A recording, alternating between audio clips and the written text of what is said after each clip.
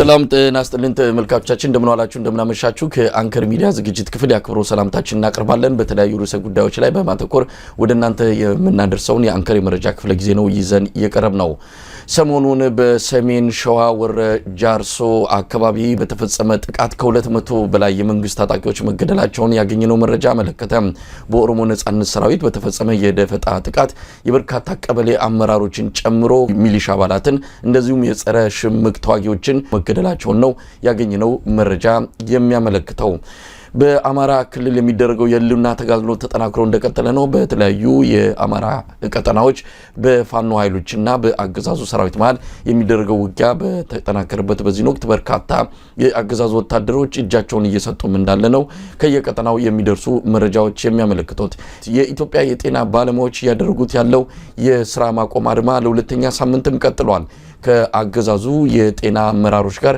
የሚደረገው ውይይት ፍሬያማ ስለመሆኑ እስካሁን የወጣ መረጃ የለም በተለያዩ አካባቢዎች አሁንም አድማው በመመታቱ በርካታ ሰዎች ችግር እየደረሰባቸው እንዳለ ነው ያገኘነው መረጃ የሚያመለክተው እነዚህን ጨምሮ የተለያዩ ጉዳዮችን እናነሳለን ሰሞኑን ከሜጀር ጀነራል ተስፋዬ አያሌው ጋር የነበረውን የስልክ ልውውጥ በተመለከተ ከተለያዩ ተመልካቾች የሚደርሱን አስተያየቶች አሉ የስልክ ልውውጡ መነሻ አድርገን እንደዚሁ ዛሬ ውይይት የምናደርግ ይሆናል እንድትከታተሉን ግብዣችን ነው እኔ መሳይ መኮንን ከዚህ ከዋሽንግተን ዲሲ እንደዚሁ መስፍን አማን ከኔዘርላንድ አምስተርዳም በጋራ አብረናችሁ እንቆያለን መልካም ጊዜ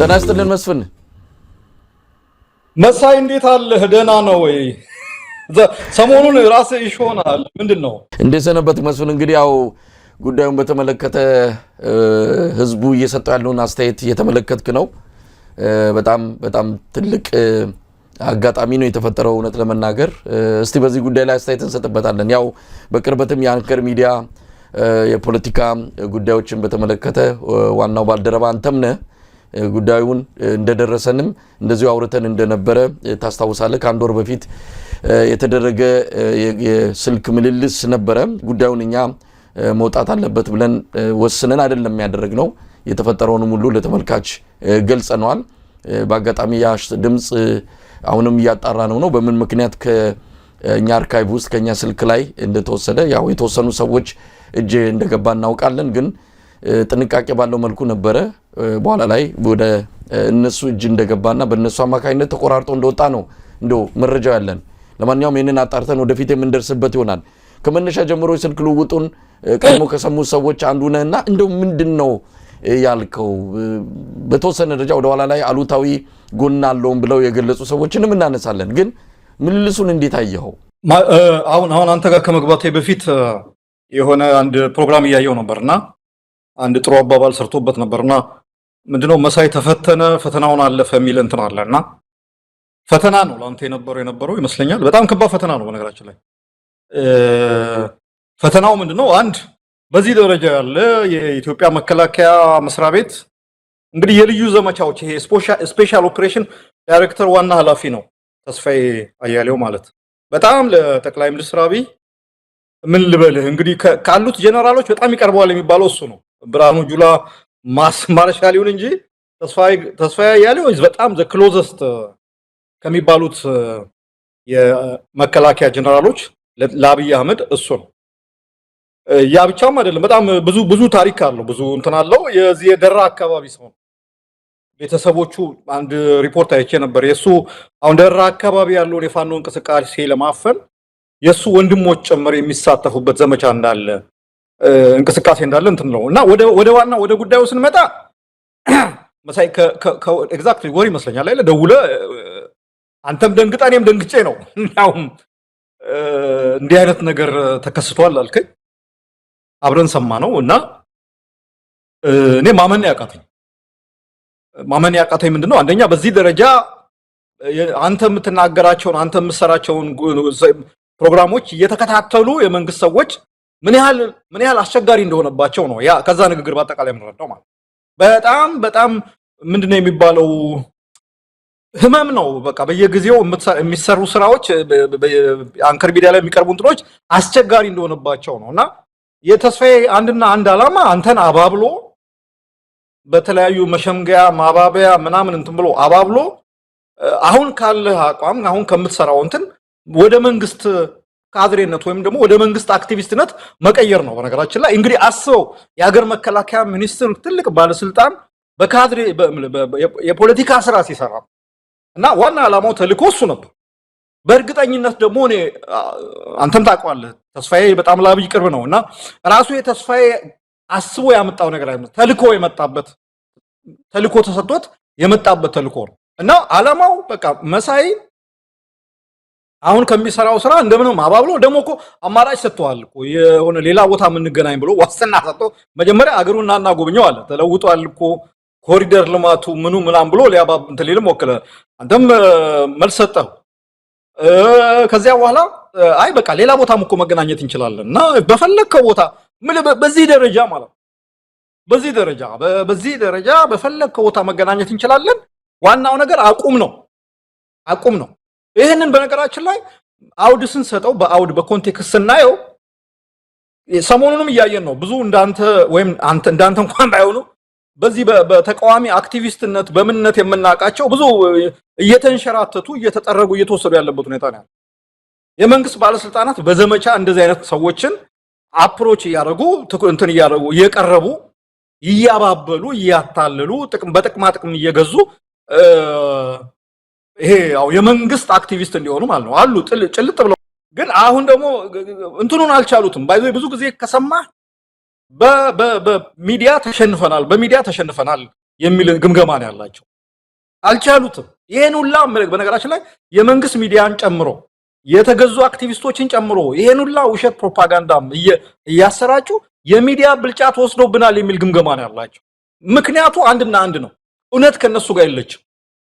ኢትስ ኖት እንትን አባውት የአክቲቪስት መብዛት ወይም ደግሞ የቴሌቪዥን ጣቢያ ትልቅ ተቋማት መኖር ምናምን አይደለም።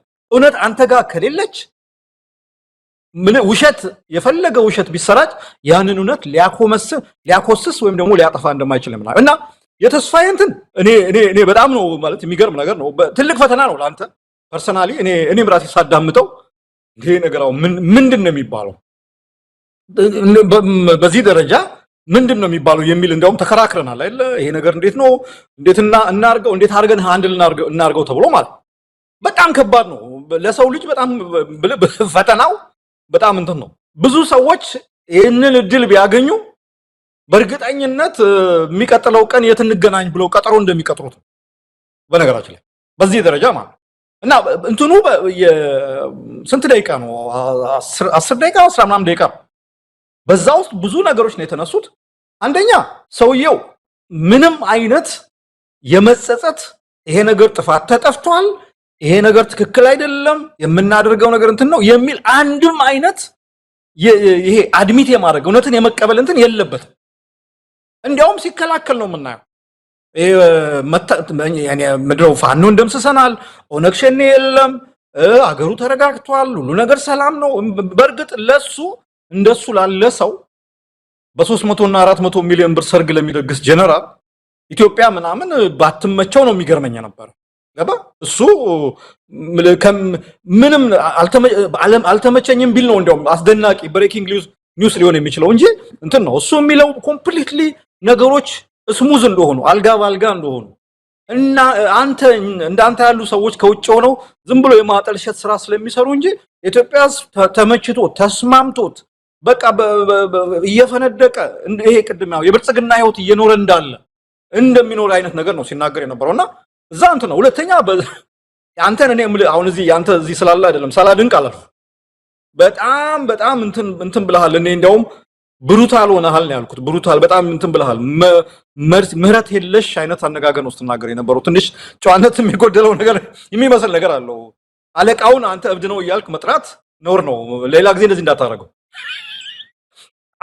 ኖ ሲሪየስ ነው እና እሱ ጭራሽ ወደ አለቃው ሊያስገባ ወደ አለቃው ሊስብ ጎትቶ የድሮ ፍቅራችን ይበልጣል የድሮ እንትናችን ይበልጣል እያለ ሎቢ ሲያደርግ አንተ ጭራሽ አለቃ አብይን ወደ አስወግዱት አብይ ነው ችግሩ እንዲያውም ጤነኛ አይደለም እብድ እኮ ነው ኢትዮጵያ ውስጥ እንዲህ አይነት ችግር አለ ፋኖ ስትለው እኔ በጣም ምንድነው የሚባለው እንደነገርከኝ ድንገት ነው ደግሞ የተደወለልኝ። ሳታስበው ነው ያን ነገር አሁን አንዳንድ ሰዎች እኔ አሁን መሳይ በዚህ ሰዓት እደውላለሁ ብትለኝ ተዘጋጅቼ አእምሮን አዘጋጅቼ ነው ለመልስ የምጠብቀህ። ይሄ ሰውዬ ድንገት ነው የደወለልህ፣ በድንገት ነው የደወለልህ። እስቲ ምናልባት አንተ ተናገረው እኔ ከምናገረውና አደዋውሉ እንዴት ነበረ? ስልኩ እንዴት የመጀመሪያ እንትን ውይይት ይመስለኛል በዚህ ጉዳይ ላይ እንዴት ነበር የደወለልህ ራሱ ቁጥር ምን አይነት እንደነበረ ከዛ በኋላ የነበራችሁ ኮንቨርሴሽን። ሌላው ጥያቄ ለምንድን ነው ባጭሩ ማቋረጥ የፈለግከው የሚለው ነገር እስቲ አንተ ደግሞ ነገር አለ። መስፍን እንግዲህ ከጀነራል ተስፋዬ አያሌው ጋር ያው እሱም እንዳለው ያኔ በነበረው ሁኔታ ያው መረጃ በመለዋወጥ ቅርርብ ነበረን። አንዳንድ ጊዜ ኢትዮጵያዊ ጨዋነት ቀደም ሲል ያልቀዋል ጨዋነት የሚባል ነገር አለ። አሁን ጨዋነትን አጉድለን ይሆን የሚልም አንዳንዴ የሞራል ጥያቄም ይመጣል።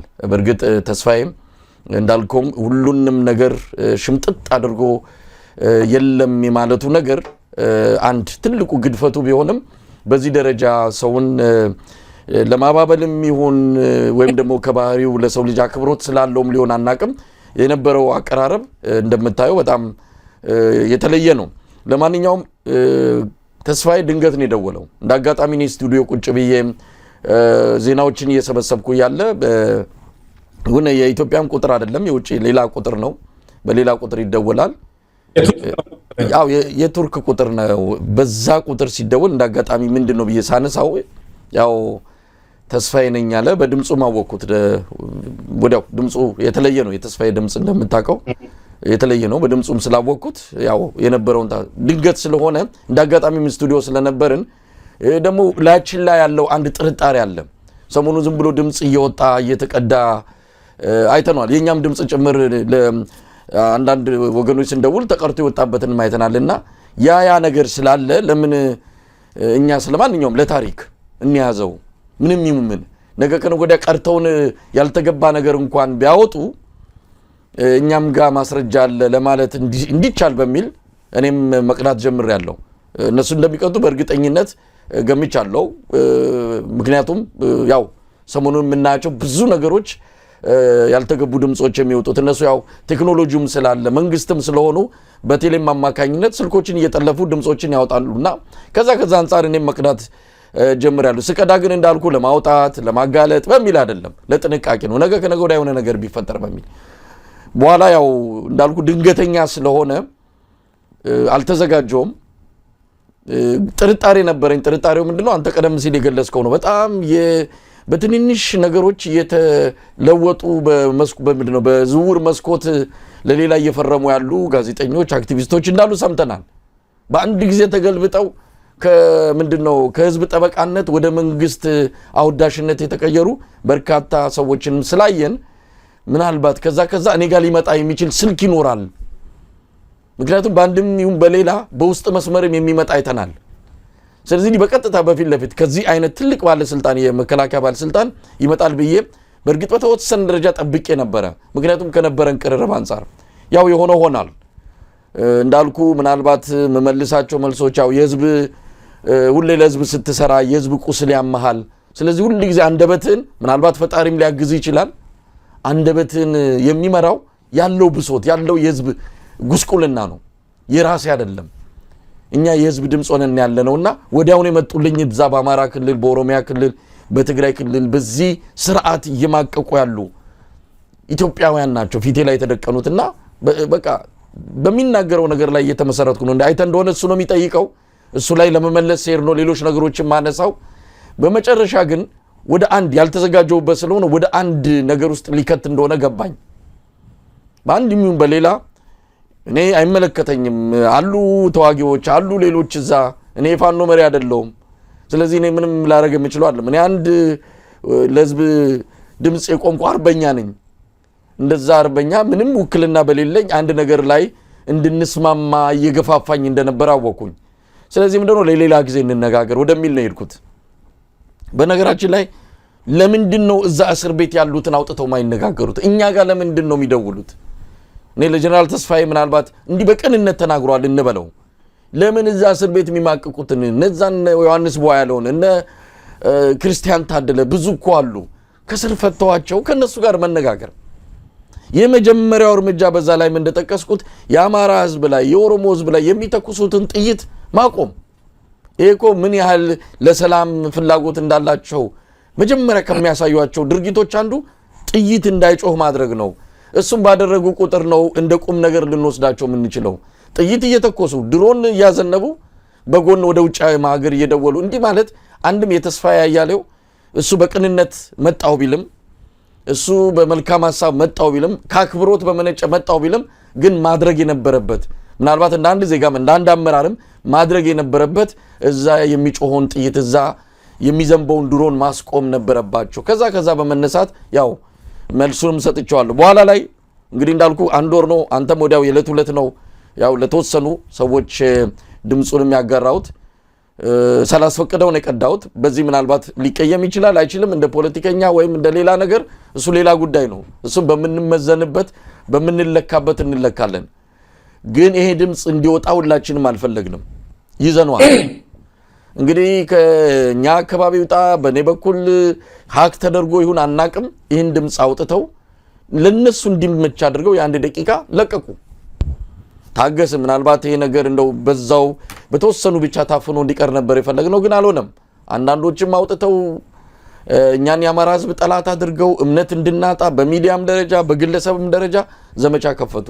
የዚህ ጊዜ ተነጋገርንና ግድ የለም እንደዛ ከሆነ የኢትዮጵያ ህዝብ እውነቱን ይወቀው በሚል ነው ያወጣነውና ምናልባት በሌላ መልኩም ከሞራል አንፃርም ጥያቄ ያነሱ ሰዎች ካሉ ሞራልም አጉድለን ከሆነ ጨዋነትም አጉድለን ከሆነ እንግዲህ ያቀረብነውን ህዝቡ አይቶ እየፈረደው ነው። ምናልባት ስለዚህ ለምትለው ነገር ካለ እዚህ ጋር በጣም እንለያለሁ። እኔ ሁለት ነገር ነው መሳይ አንድ ማየት ያለብህ ነገር መሳይ አይበለውና አንተ እኮ አገር ቤት ብትኖር ተስፋዬ ደውሎ ያነጋግርህን በስልክ አይሁን እንደዛ የለም አምጥተህም ታውቃለህ አይደል?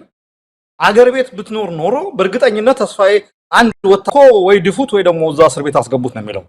አቅም ስለሌለው ነው ርቀት ስለማይደርስብህ አውቀው ነው አይደለም እንደዛ የለም አምጥተህም እንደዚህ በዚህ ደረጃም ላይ ያነጋግር ይችላል። ብዙ አይነት እንዳንተ አይነት ብዙ ጋዜጠኞች አሉ ስርዓቱን የተጋፈጡ ምናምን ነው።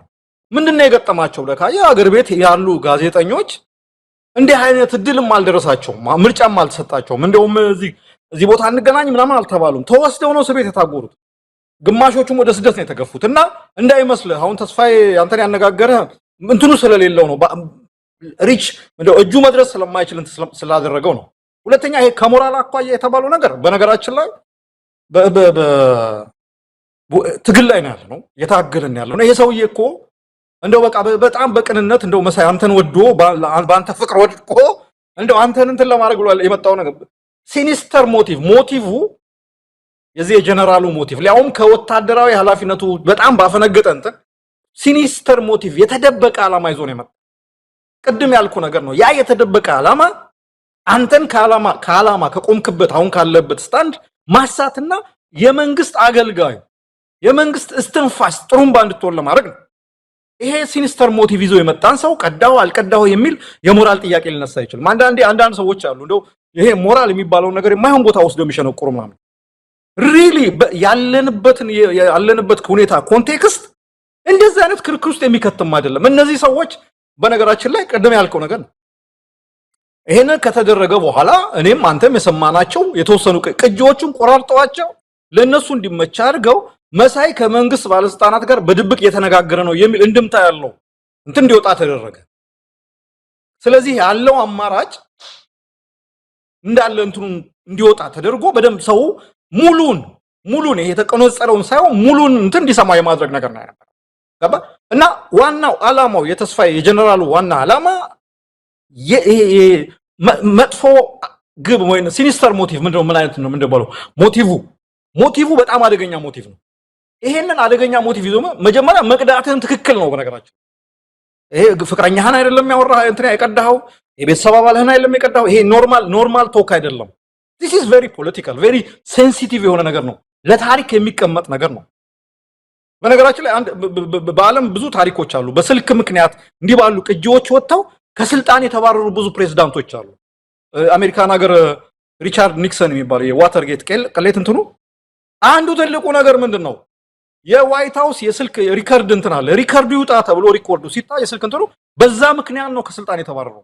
very important እውነትን ሪቪል ለማድረግ ማለት ይሄ ደግሞ አንተ ላይ የተሞከረው ሙከራ በነገራችን ላይ ሌሎች እንዲማሩበት እንዲጠነቀቁ መንግስት ምን አይነት ተግባር ውስጥ እንዳለ ምን አይነት ወራዳ የሆነ ኢሞራላዊ የሆነ ተግባር ውስጥ እንዳለ እንደሚያሳይ ነፃ ጋዜጠኞችን ከነሱ የተለየ ሐሳብ ያላቸውን ጋዜጠኞች በማባበል በጥቅማ ጥቅም በመደለል እንትን በማድረግ ዘመቻ ውስጥ እንዳለ ማስረጃ ነው። ሰዎችን ጠይቅ ነበር አይደል? ቅድም ያልካቸው ሰዎች አሉ 360 ዲግሪ ነው እንደው ፍሬቻ ሳያሳዩ ነው እጥፍ ያሉት አንዳንዶቹ የሌለ እኮ ነው። አንዳንዱ እኮ የፖለቲካ አቋም መቀየር እኔ አንዳንድ ይገርመኛል። መሳይ እንዲሁ ስትታጠፍ እንኳን ፍሬቻ አሳይተ መብራት አሳይተ እጥፍ ማለት ምናምን የሚባል ነገር አለ? የለም እኮ እንደዛ ጭቃ ሲቀቡት የነበረውን ስርዓት አሁን ቅዱስ በቃ ንጹህ ብፁዕ ወደ ማድረጉ ሲሄዱ ስታይ ምንድነው ትጠይቃለህ። ይሄው ነው ሚስጥሩ። ይሄ ነው እንደ ተስፋ ያሉ ሰዎች ተልከው ሎቢ አድርገዋቸው አባብለዋቸው በዛ ማባበል ተንበርክከው ሸብረክ ብለው ነው። ስለዚህ ይሄ በነገራችን ላይ ለትምህርት ነው። ለሌሎችም የሞራል ፈተና እንዲህ አይነት ሞራል ፈተና ቢገጥማችሁ በዚህ መንገድ መወጣት አለባችሁ የሚል እንትን ያለው እንጂ ለምን ቀዳው ምናምን የሚለው እንትን የትም ሀገር በእስራኤል ሀገር አይ ቲንክ ከዚህ አሁን ኦልመርት ነው ማለት የሚባለው ፕራይም ሚኒስተር አንደኛው እንትን የተባለበት እንትን ከስልጣን የወረደበት ምክንያት በስልክ ያደረገው ኮንቨርሴሽን ሚዲያ ላይ ወጥቶ ተለቆ ነው። ሌሎችም እና ኢዝ ኖት ይሄ በዚህ በእኛ ሀገር ፖለቲካ እኛ ደግሞ አሁን ያለንበት ሁኔታ የትግል ሁኔታ ውስጥ ነው ያለው። የመንግስት ሰዎች በተለያየ መንገድ ይፈትኑናል። መሳይ አይደለም የጀመረው እኮ መንግስት እኮ የፋኖ መሪዎችን የቴሌ ሰራተኞች ቁጭ ብለው እየቀዱ በየቀኑ እገሌ እንዲተናገረው እያሉ የሚለቁ እነሱ ናቸው እኮ። የእነሱን ለምን በሞራል እንትን አይጠይቋቸው? በዓለም አቀፍ የኢትዮጵያ የኢንተርናሽናል ቴሌኮሙኒኬሽን ኮንቬንሽን ባይዞ ክልክል ነው። ፍርድ ቤት ሳይፈቅድ የግለሰቦችን የስልክ ግንኙነት መጥለፍ ክልክል ነው። ኢትዮጵያ ውስጥ ግን ለመንግስት ሰዎች ለደህንነት ሰዎች ጀብዱ ነው። እገሌና እስክንድርና እንትና እንዲተነጋገሩ እገሌ ዘመነ እንዲያለ ስልክ እየጠለፉ እንትን ማድረግ ማለት እንዲህ እንትን ውስጥ ያሉ ሰዎች ዛሬ ተነስቶ አንተ ቀጥታ እንዲያውም አንተ ባልፈለከው ሁኔታ ሰውየው ደውሎ እንትን ያለውን መቅዳት ሞራል አለው ሞራል የለውም መውጣት አለበት የሚል እኔ እንትን የሚሰራ አይደለም። በነገራችን ላይ እንዳልኩት ትግል ላይ ነው ያለነው። በሄን ትግል በሁሉም መንገድ ነው የምንታገለው። እኔ እንዲያውም አውርተናል አይደል ከቀናት በፊት ቢወጣ ይሻላል ባይወጣ ይሻላል ይሄ ነገር ምናምን መልስ እንስጥ ምናምን ተብሎ ሲባል እኔ እንደው ዝም ቢባል ይሻላል የሚል እንትን ነበረኝ። ብዙ የነበረው ግን የቀረበው አርጉመንት በአንተም በሌሎችም በኩል ይሄ ነገር አስተማሪ ነው።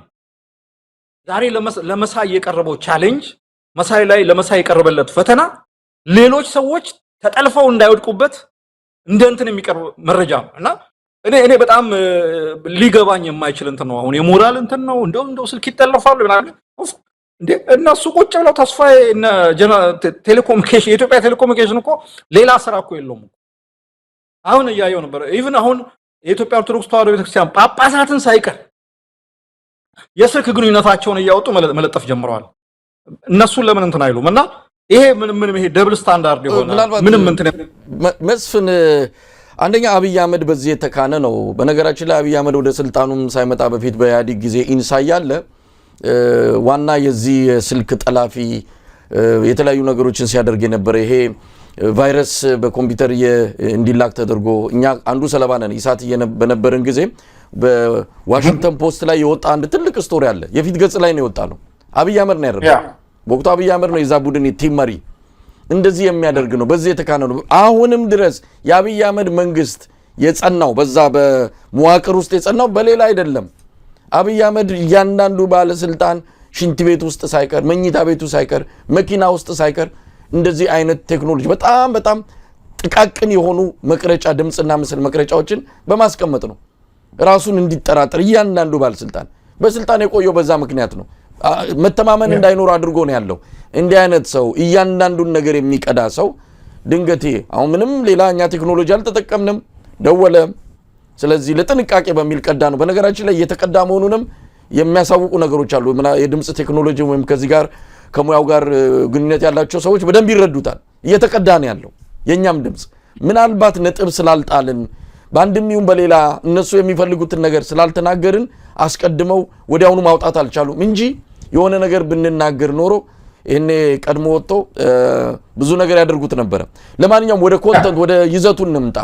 አንኛ ጀነራል ተስፋዬ ብዙን ነገር እንዳልሆነ አድርጎ ነው የተናገረው። ለምሳሌ ስለ ሰላም ሀገሪቱ ሰላም ናት አለ። ስለ ድንበር ጥበቃ አራቱም ድንበር እኔ እንደውም አሁን ድንበር ላይ ነኝ ያለሁት ይላል። ዛሬ የሰማነው የሙርሌ ታጣቂዎች ገብተው 12 ሰው ነው የገደሉብን በደቡብ ሱዳን በኩል። ድንበር እየተጠበቀ አይደለም ነው። አንዳንዶቹን መረጃዎች እንደው ትንሽ መቀበል ቢችል የተወሰኑትን ማመን ቢቻል ለመነጋገርም እኮ ጥሩ ነበር። ግን ሁሉን ነገር ምንም እንዳልተፈጸመ ሀገሪቱ ገነት እንደሆነች አድርጎ ነው የሚነግረን። ሌላው ይቅርና የኦሮሞ ነጻነት ሰራዊትን በተመለከተ በኃይለማርያም ጊዜ የነበረ ቪዲዮ ነው አለ። ይሄ አሁን እንዴት ነው ኃይለማርያም ጊዜ የኦሮሞ ነጻነት ኦነግ መቼ ከኤርትራ ወጣ? እንደው አንድ ቀበሌስ በቁጥጥሩ ስራ አድርጎ ያውቃል ወይ? ይሄ ሁሉ የምናየው ነገር የመጣው አብይ አህመድ ስልጣን ከያዘ በኋላ አይደለም ወይ? እንዲህ አይነት ውሸት በተለይ ደግሞ መረጃውን በቅርበት ለምንከታተል ለኛ ተገቢ አልነበረም። አንዳንዱ ነገር ማመንና መቀበል ከዛ ወደ መፍትሄው መምጣት እንጂ ምንም እንዳልተፈጸመ። ለምሳሌ ፋኖን በተመለከተ ምንም ቦታ ያዙት የለም። እንግዲህ እንደምንሰማው ነው ትምህርት ራሱ ከ60 በመቶ በላይ ትምህርት ቤቶች ዝግ የሆኑበት እነሱ በሚቆጣጠሩባቸው አካባቢዎች አይደለም። እንዲህ አይነቱን ነገር መቀበልና ማመን ወደ መፍትሄ መምጣት አለ እኮ አይደለም መሳይ። የቋሪቱን ግን እንትን አለ እኮ ቋሪት ስትለው አይ እነሱም የሉም እኛም የለንም አለ እኮ መሰለው ነበር። እሱ ላይ በጣም ነው የሳኩስ ሰማውና ቋሪት ስትለው አይ እነሱም የሉም እኛም የለንም ነገር አለና አው ብዙ ነገሮችን ነው በዛ መጠን ማመን ቢቻልና ወደ መፍትሄ መምጣት ቢቻል። አንዳንድ ሰዎች ቅንነቱን አድንቀዋል። እኔ ተስፋዬን እንዳልኩ ብዙ ተወቅ የለንም በነበረን ግንኙነት መረጃ ስንለዋወጥ በነበረ ሁኔታ ያው ለአንድ መንግስት ሁለታችንም እሱ በውትድርና እኛ በሙያችን በወቅቱ የነበረውን መንግስት እንደግፍ ነበረ። በዛን ጊዜ አንድ ፔጅ ላይ ወይም አንድ ገጽ ላይ ነበርን። አሁን ግን መንገዳችን ተለያይቷል። ነግሬዋለሁ። በፍጹም የሚያስታርቅ ነገር የለም። ደምን የፈሰሰው ከዛ እንኳን ወደ ኋላ ልትመለሱ ብትችሉ አንድ ምልክት ነበር። ግን ሳትመለሱ እዛው እየገደላችሁ እዛው ሀገርን ቀውስ ውስጥ ከታችሁ እኛ ዝም እንድንል እኮ ነው። ሌላ አይደለም። ሰምተው ከሆነ በቃ ተው እረፍ ተው ነው የሚለው። እንተው አይደለም የሚለው እናንተ ተው ነው። ስለዚህ በእንደዚህ አይነት መልኩ የመጣን እንትን በነገራችን ላይ ድምፁ ከወጣ በኋላ ስንት ኢትዮጵያውያን ያው በዩቲዩብ ላይ እንትኑን ተከታተላል። የህዝቡን ግብረ መልስ በስልክ የሚደወልልን በተለያየ መልኩ የሚመጣልንን የህዝብ ስሜት እያየነው ነው። ሰው ታሟል። ሰው በዚህን ጊዜ ላይ እንደው የሆነ ፈውስ ይፈልጋል። የሆነ ነገር ሰምቶ ለደቂቃዎችም ቢሆን እፎይ ማለት ይፈልጋል። ያንን ስሜት ነው ያየነው። ይሄ ቀላል አይደለም። ህዝብ በዚህ ደረጃ ተንፈሱ ቀላል ይባላል። ዋናው ነገር አፍ ማዘጋት ነው። መሳይ እኔ ቀደም ያልኩ ነገር ነው። በጣም ሲጀመር አንተ እድለኛ ነህ። አንተ እሱ የማይደርስበት እጁ የማይደርስበት ቦታ ስላለ በስልክ ነው ተደውለ መሳይ እባክህ ተው ይሄን ነገር ምናምን ተብለን ተለማምጠዋል። እንዳንተ ያሉ ጋዜጠኞች እኮ አገር ውስጥ እንደ ተስፋ ያሉ ጀነራሎች ወይም ደግሞ የደህንነቱ ሰዎች አንገታቸውን እያነቁ ነው እስር ቤት የወሰዷቸው። እድልም አልሰጧቸውም የማነጋገርም ማለት። እነዚህን ሰዎች አሁን በሞራል በቅንነት ምናምን የምትላቸው ሰዎች አይደሉም። በኢትዮጵያ ድንበር ተከብሯል የሚለው በነገራችን ላይ እሱ ምን ያርግ? እሱ እኮ በመከላከያ ቢሮ ውስጥ ቁጭ ብሎ ነው የሚያዘው። የኢትዮጵያ ደሃ ልጆች የኢትዮጵያ ወጣቶች በየቦታው እያለቁ እሱ ልጁን በብዙ ሚሊዮን ብር በ300 በ400 ሚሊዮን ብር ሰርግ እየደገሰ የደሃ ልጆች እያለ የሚሞቱበት የሚማገዱበት ግጭት ነው ያለው። ለሱ ሰላም ነው። ለሱ ምንም እንትና የኢትዮጵያ ሰላም ምንም እንትና አይታየውም። ገባ እና ምንም የሚገርም ነገር አለ። ግን ዋናው ነገር ምንድነው?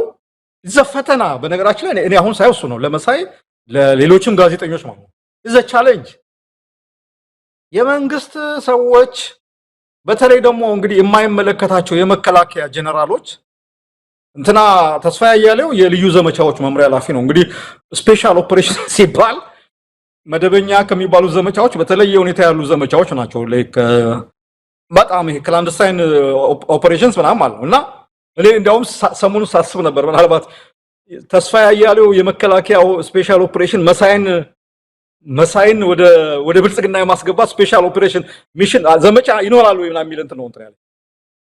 ግን ዞሮ አላማው ሞቲቭ ሲኒስተር ነው። በጣም እርኩስ ምን ይባለው መጥፎ ሞቲቭ ነው ይዞ የመጣው። አንተን ሊያጠምድ ነው የመጣው። አንተን ሊያሳስት ነው የመጣው። ካለ አቋም እንድትሸጋሸግ ሊያደርግ ነው የመጣው። ይህን ሰውዬ በሚገባው መንገድ መልስ ሰጥተዋል። ለታሪክም ደግሞ ይሄ ድምፅ መውጣቱ አንተ ብቻ አይደለም ብዙ ሰዎች እንዲማሩበት እንዲጠነቀቁ የሚያደርግ ነው። ኢትዮጵያውያን በአብዛኛው ኢትዮጵያዊ የመንግስት ባለስልጣኖች ምን ያህል ይወረዱ እንደሆኑ ምን ያህል ሞራል አልባ እንደሆኑ በዚህ ደረጃ ሄደው እውነትን እንዴት እንደሚፈሩ ነው የሚያሳየው። ነገራችን ላይ ሌላ ነገር እኮ አይደለም። አንተ ምንም መልክህን ወይ ምናምንህን ጠልተው አይደለም እኮ እውነቱን ስለምትናገር እኮ እውነትን ስለሚፈሩ እውነትን ለማፈን እዚህ ደረጃ መጥተው በጀነራሉ በስፔሻል ኦፕሬሽን ጀነራል ደረጃ የሚያደርጉትን የሚሰሩትን ስራ ነው ሎቢ ነው። እርግጠኛ ነኝ ሌሎች አሁን ዛሬ ተንሸራተው እዛ የገቡ የብልጽግና ጎሬ ውስጥ ገብተው እየተንደፋደፉ ያሉ እየተልከሰከሱ ያሉ ብዙዎች አክቲቪስት በለው ጋዜጠኛ በለው ምናምን ሰሞኑን አሉ፣ በጣም በብዛት አሉ። ሰሞኑን አሉ እኮ እዚህ ስማቸው ብዙም አንጠቅሳቸው አንድ ዜም ይሳደባሉ ደግሞ በነገራችን ላይ እና አሁን ስድብ ኃጢአት ነው ስለተባለ አንሳደብም እንጂ በጣም እነሱም እንሳደብ እንል ቀና ብሎ መሄድ አይችሉም። ግን ትተነዋል። ግን ኤኒዌይስ እንደዛ አይነት ሰዎች አሉ፣ እያየን ነው። ተገዝተው ማለት ነው ተገዝተው መንግስትን እንደዛ መንግስትን አብይ አህመድን ባራከሱበት አንደበታቸው አብይ አህመድን ቅዱስ ለማድረግ ሲጋጋጡ እያየን ነው። እነዚህ ሰዎች ዝም ብሎ ምክንያት አለ። ልክ አሁን እንዳንተ ወይ ተስፋዬ ሊሆን ይችላል ወይ ሌላ ሰው ሊሆን ይችላል አፕሮች አድርጓቸው እንዲሰጣቸዋል እንዲትለብሳላችሁ እንዲደረግላችኋል ተብለው የገቡ ሰዎች ናቸውና በጣም አስተማሪነት ነው። እኔ ሊጋል ሞራል ትክክለኛ አንተ ነው በእውነት ነው የምልህ። ይሄ ነገር እንዲህ አይነት መረጃ መውጣቱ አስተማሪ ነው። በተለይ በዓላማ ጽናት በኩል በዓላማ ጽናት ለሙያ ለእውነት ታማኝነትን እንትን የሚያሳይ እንትን ነው። ገባ? ይሄ ጀነራል ነው ደውሎ እንዲያርግናም ሲል ሌላ ሰው ቢሆን ጀነራል አንተ እኮ ትንሽ እኮ በጣም እኮ አላስተረፍኩም ሰውየው። ምናልባት ከመስመር ወተን ከጨዋነት ወተን ያደረግነው ካለም ያው ኢትዮጵያዊ ጨዋነት ከባድ ነው። ብዙ አንዳንዶች እንዳልኩ የሞራል ጥያቄ ብቻም አይደለም። ፖለቲካ በነገራችን ላይ ጥሎ ማለፍም ነው። በተለይ እንደ ኢትዮጵያ ያለ በጣም ጭካኔ የተሞላበት ትዕይንት የሚታይበት የፖለቲካ መድረክ ላይ ጨዋነት ምንድነው፣ እውነትን መደበቅ ምንድነው የሚለው ነገር ጥሎ ማለፍ ነው። ቀደም ሲል እንዳልከው ነው። እዚህ አሜሪካም ጭምር ስልክ እየጠለፉ አንዱን ነጥብ ማስጣል ነው ፖለቲካ፣ ሌላ ምንም አይደለም። ተቀናቃኝ ስትሆን እንኳን አይደለም በእንደዚህ ደም በሚፈስበት የኢትዮጵያ ፖለቲካ አውድ ይቅርና ስለዚህ ሰላማዊ በሆነ በንግግር በሚደረግ እንደዚህ አይነት መድረክ ላይ እንኳን ነጥብ ማስጣል አንዱን ቆሻሻ እየፈለጉ ማጋለጥ ይሄ የፖለቲካው አንድ አካል ነው። ልክ ኃጢአት እንደተሰራ እርኩስ ነገር እንደተደረገ አድርገው ራሳቸውን ቅዱስ አስመስለው የሚቀርቡ ሰዎችንም ታዝበናል። ፖለቲካ ነው። ፖለቲካ ሲባል እንተራረድ ብቻ አይደለም። እንዲህ አይነቱን እየፈለጉ የአንዱን ደካማ ጎን ስስ ብልት እየፈለጉ ነጥብ ማስጣልም አንዱ የፖለቲካ ታክቲክ ነው።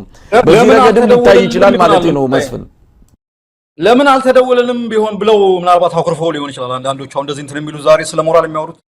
እኔ ጋም ለምን እንደዚህም እኮ አለ በነገራችን ላይ። እኔ አንድ ጊዜ 97 ላይ አንድ የሆነ ቦታ ላይ ክስ መንግስት ከሰሰን የቅንጅት አመራሮች የነበር ነው ማለት ነውና አንድ ቦታ ነበርኩኝና አጠገብ የሆነ ሰውዬ ነበር። ያው ቅንጅት አባል ነው ግን እንትን ውስጥ አልነበረምና ስሜ እንዴት እዚህ ውስጥ እንዴት አልገባም ብሎ ይናደዳል። ምን ነው ምን ችግር አለው ባይገባ? ተገላገልክ እኮ አታየም? እኛ እኔ አሁን እዛ ውስጥ ነበርኩና እኛ እኮ በሰቀቀን ነው የምኖረው። ይሄ እኮ ሹመት አይደለም እና ወይ እንትና አንዳንዶቹ ደግሞ ለምን አልተደወለልም ብለው ጀለሲ ምናምንም ይኖራል። እና አሁን እቺ የሞራል ምናምን የሚሉት ከቨሩ ሽፋኑ ለምን እኔም ትኩረት አላገኘውም፣ ለምን እኔ መንግስት ባለስልጣናት እኔም አልቀረቡኝም ነገር ነው። ምናልባት ዝቅ ባለ በበታች ባለስልጣን ሊቀርቡ ይችላሉ ወደፊት ጠብቁ ምናምን ብለናቸው እናልፍ ይሻላል መሰለኝ።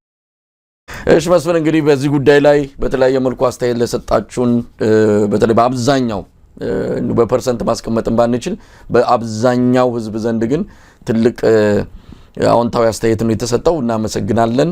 ያው አደራ ነው። አደራው ወደፊት ብዙ ነገር እንድንሰራ የበለጠ ለህዝብ እንድትቆም የሚያደርግ በመሆኑ በዛው አቋማችን በዛው ቁመናችን እንቀጥላለን ማለት ነው። መስፍን፣ እንግዲህ ወደ ሌሎቹ ርዕሰ ጉዳዮች እንመጣለን። እንግዲህ ከተስፋዬ አያሌው አንዱ ኢትዮጵያ ሰላም ናት የሚል ነው። አሁን ቀደም ሲል በመግቢያ ላይ ገለጽኩት የተለያዩ መረጃዎች በራሱ ኢትዮጵያ ሰላም እንዳልሆነች የሚያሳዩ ናቸው። በጋምቤላ እነዚህ የሙርሌ ታጣቂዎች ገብተው 12 ኢትዮጵያውያንን መግደላቸውን ሰምተናል። በጣም አሳዛኝ ነገር ነው። ይሄ የተለመደ የማያቋርጥ በየጊዜው የምናይ ነው። በቅርቡም ገብተው የኢትዮጵያን ሰንደቅ ዓላማ አውርደው የራሳቸውን የሰቀሉበት ሁኔታ እጅግ አዋራጅ ነው። ምክንያቱም በሀገራችን በገዛ መሬታችን ሰንደቃችን ወርዶ የባዕድ ሰንደቅ ሲሰቀል እንደዚህ ማየት በጣም ለዘመኑ ትውልድ እጅግ የሚያሳዝን ነው። ያው የኦሮሞ ነጻነት ሰራዊት የወሰደውን እርምጃ ሰምተናል። ከትላንት በስቲያ ነው ወረጃ አርሶ ሰሜን ሸዋ ከ200 በላይ የመንግስት ታጣቂዎችን ነው ሚሊሻዎችን፣ የጸረ ሽምቅ ተዋጊዎችን፣ የፖሊስ አባላትን ገለዋል። የኦሮሞ ነጻነት ሰራዊት በወሰደው እርምጃ ነው በደፈጣ ጥቃት ፈጽሞ ይህን ያህል ታጣቂ የገደለው። በአማራ ክልል እንደው ተዘርዝሮ የሚያልቅ አይደለም። በተለይ የአማራ ፋኖ ብሔራዊ ኃይል ከተመሰረተ ወዲህ በተቀናጀው ሁኔታ ውጊያዎች እየተካሄዱ እንዳሉ ነው የሰማነው።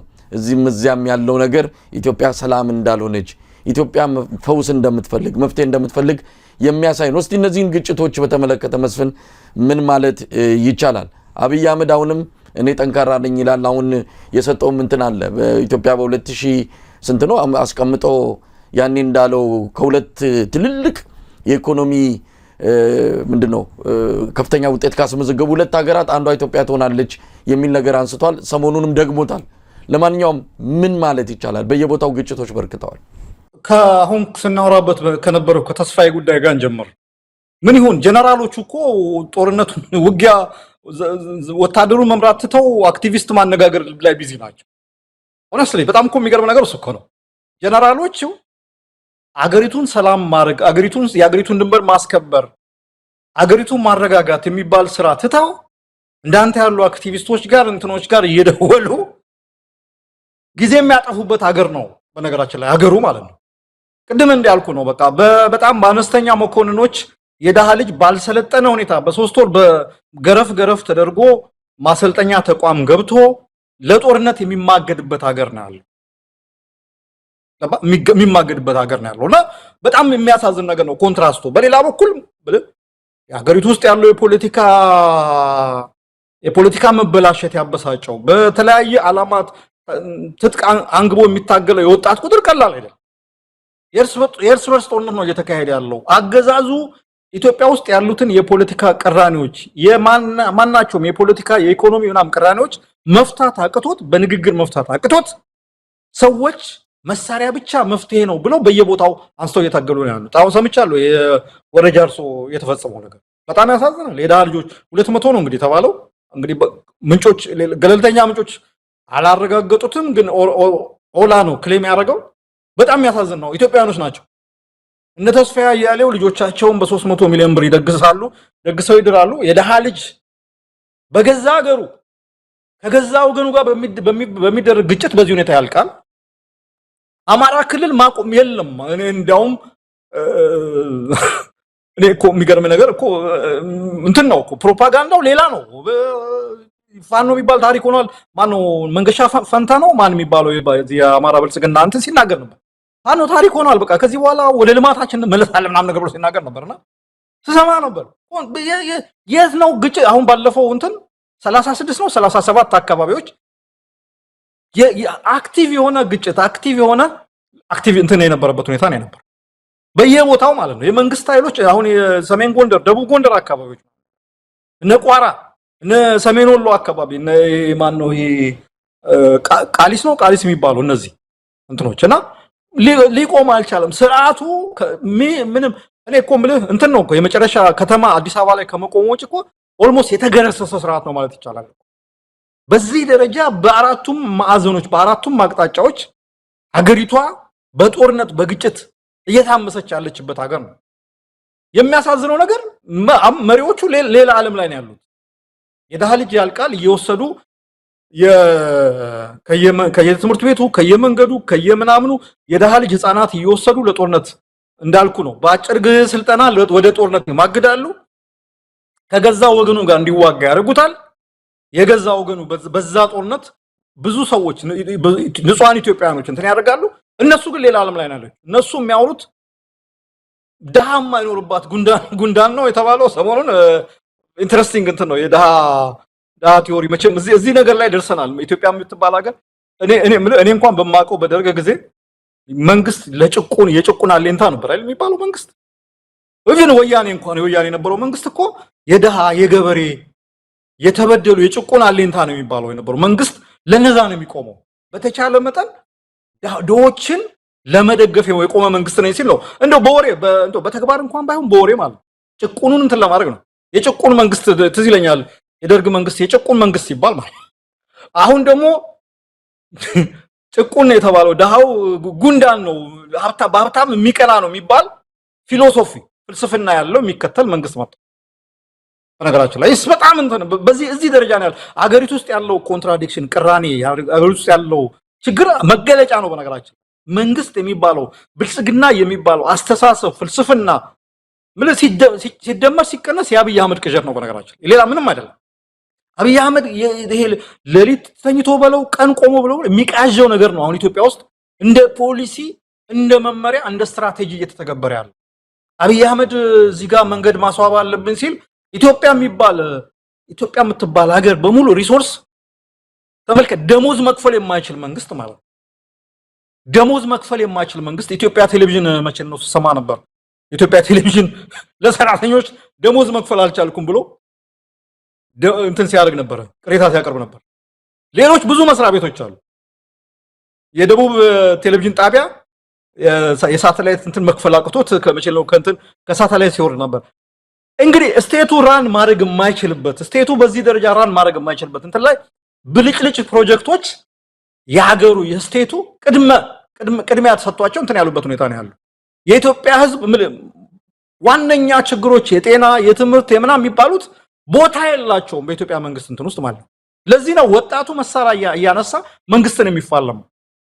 ከዛ ውጭ አማራጭ የለም። ከዛ ደግሞ የዘለለው ይሰደዳል እና የምንሰማቸው እንትኖች በነገራችን ላይ የጊዜ ጉዳይ ነው። አሁን ያሉት በአማራ ክልልም ኦሮሞ ክልል ውስጥ የሚካሄዱ ግጭቶች እንደ ብልጽግናዎች እንደሚሉት አይደለም። እስጀስ ባጭር ጊዜ አዲስ አበባ በር ላይ ያንኳኳ 4 ኪሎ በር የሚያንኳኩበት ጊዜ በጣም ሩቅ አይደለም፣ ቅርብ ነው። በነገራችን ላይ ደግሞ ያርጉታል። አሁን ባለው ሁኔታ ተጀምሯል። አሁን በደንብ ህዝብ ውስጥ ያለው ዲስኮንቴንት፣ ህዝብ ውስጥ ያለው ቅሬታ፣ በመንግስት በስርዓቱ ላይ ያለው ይሄ አለመርካት እንትን እየወጣ ነው። አሁን በቃ ከሚችለው በላይ ሆነበት። ምንድነው ጭቆና ምንድነው ብሶታችን ፍርሃታችንን አሸነፈው የሚባል አባባል አለ ምናምን ነገር እዛ ደረጃ ያለበት ሁኔታ ነው ያለው እና አሁን ባለው ሁኔታ እንዳልኩ እንደዛ ነው። መከላከያው ባልተቋረጠ ዘመቻ ውስጥ ባልተቋረጠ ውጊያ ውስጥ ባልተቋረጠ እንትን ውስጥ ነው ያለው። ዝሏል። በነገራችን አይደለም ከጎረቤት ሀገር ጋር ተዋግቶ አይደለም ሌላ ኢንተርናሽናል ጦርነት አካሂዶ ተዋግቶ ሊቆም ቀርቶ ኢንተርናሊ በውስጥ በሀገር ውስጥ ግጭት እንኳን ራሱን ሰስቴን ማስቀጠል አልቻለም። በነገራችን አሁን ዛሬ ተስፋዬንም ጨምሮ ነበራሩ ጁላ ሩሲያ ናቸው መሳሪያ ልመና ነው የሄዱት። ይገርመኛል። የኢትዮጵያ ነገር ይገርመኛል። አሁን ዞሮ ኢትዮጵያ አሁንም ሩሲያን ለመሳሪያ ለመለመን ተመልሰው ሄደዋል እና እኔ የምለው ምንድነው በቃ ይሄ ስርዓት is finished ጌም ኦቨር ነው ያለው። ያለቀለት ስርዓት ነው በፕሮፓጋንዳ።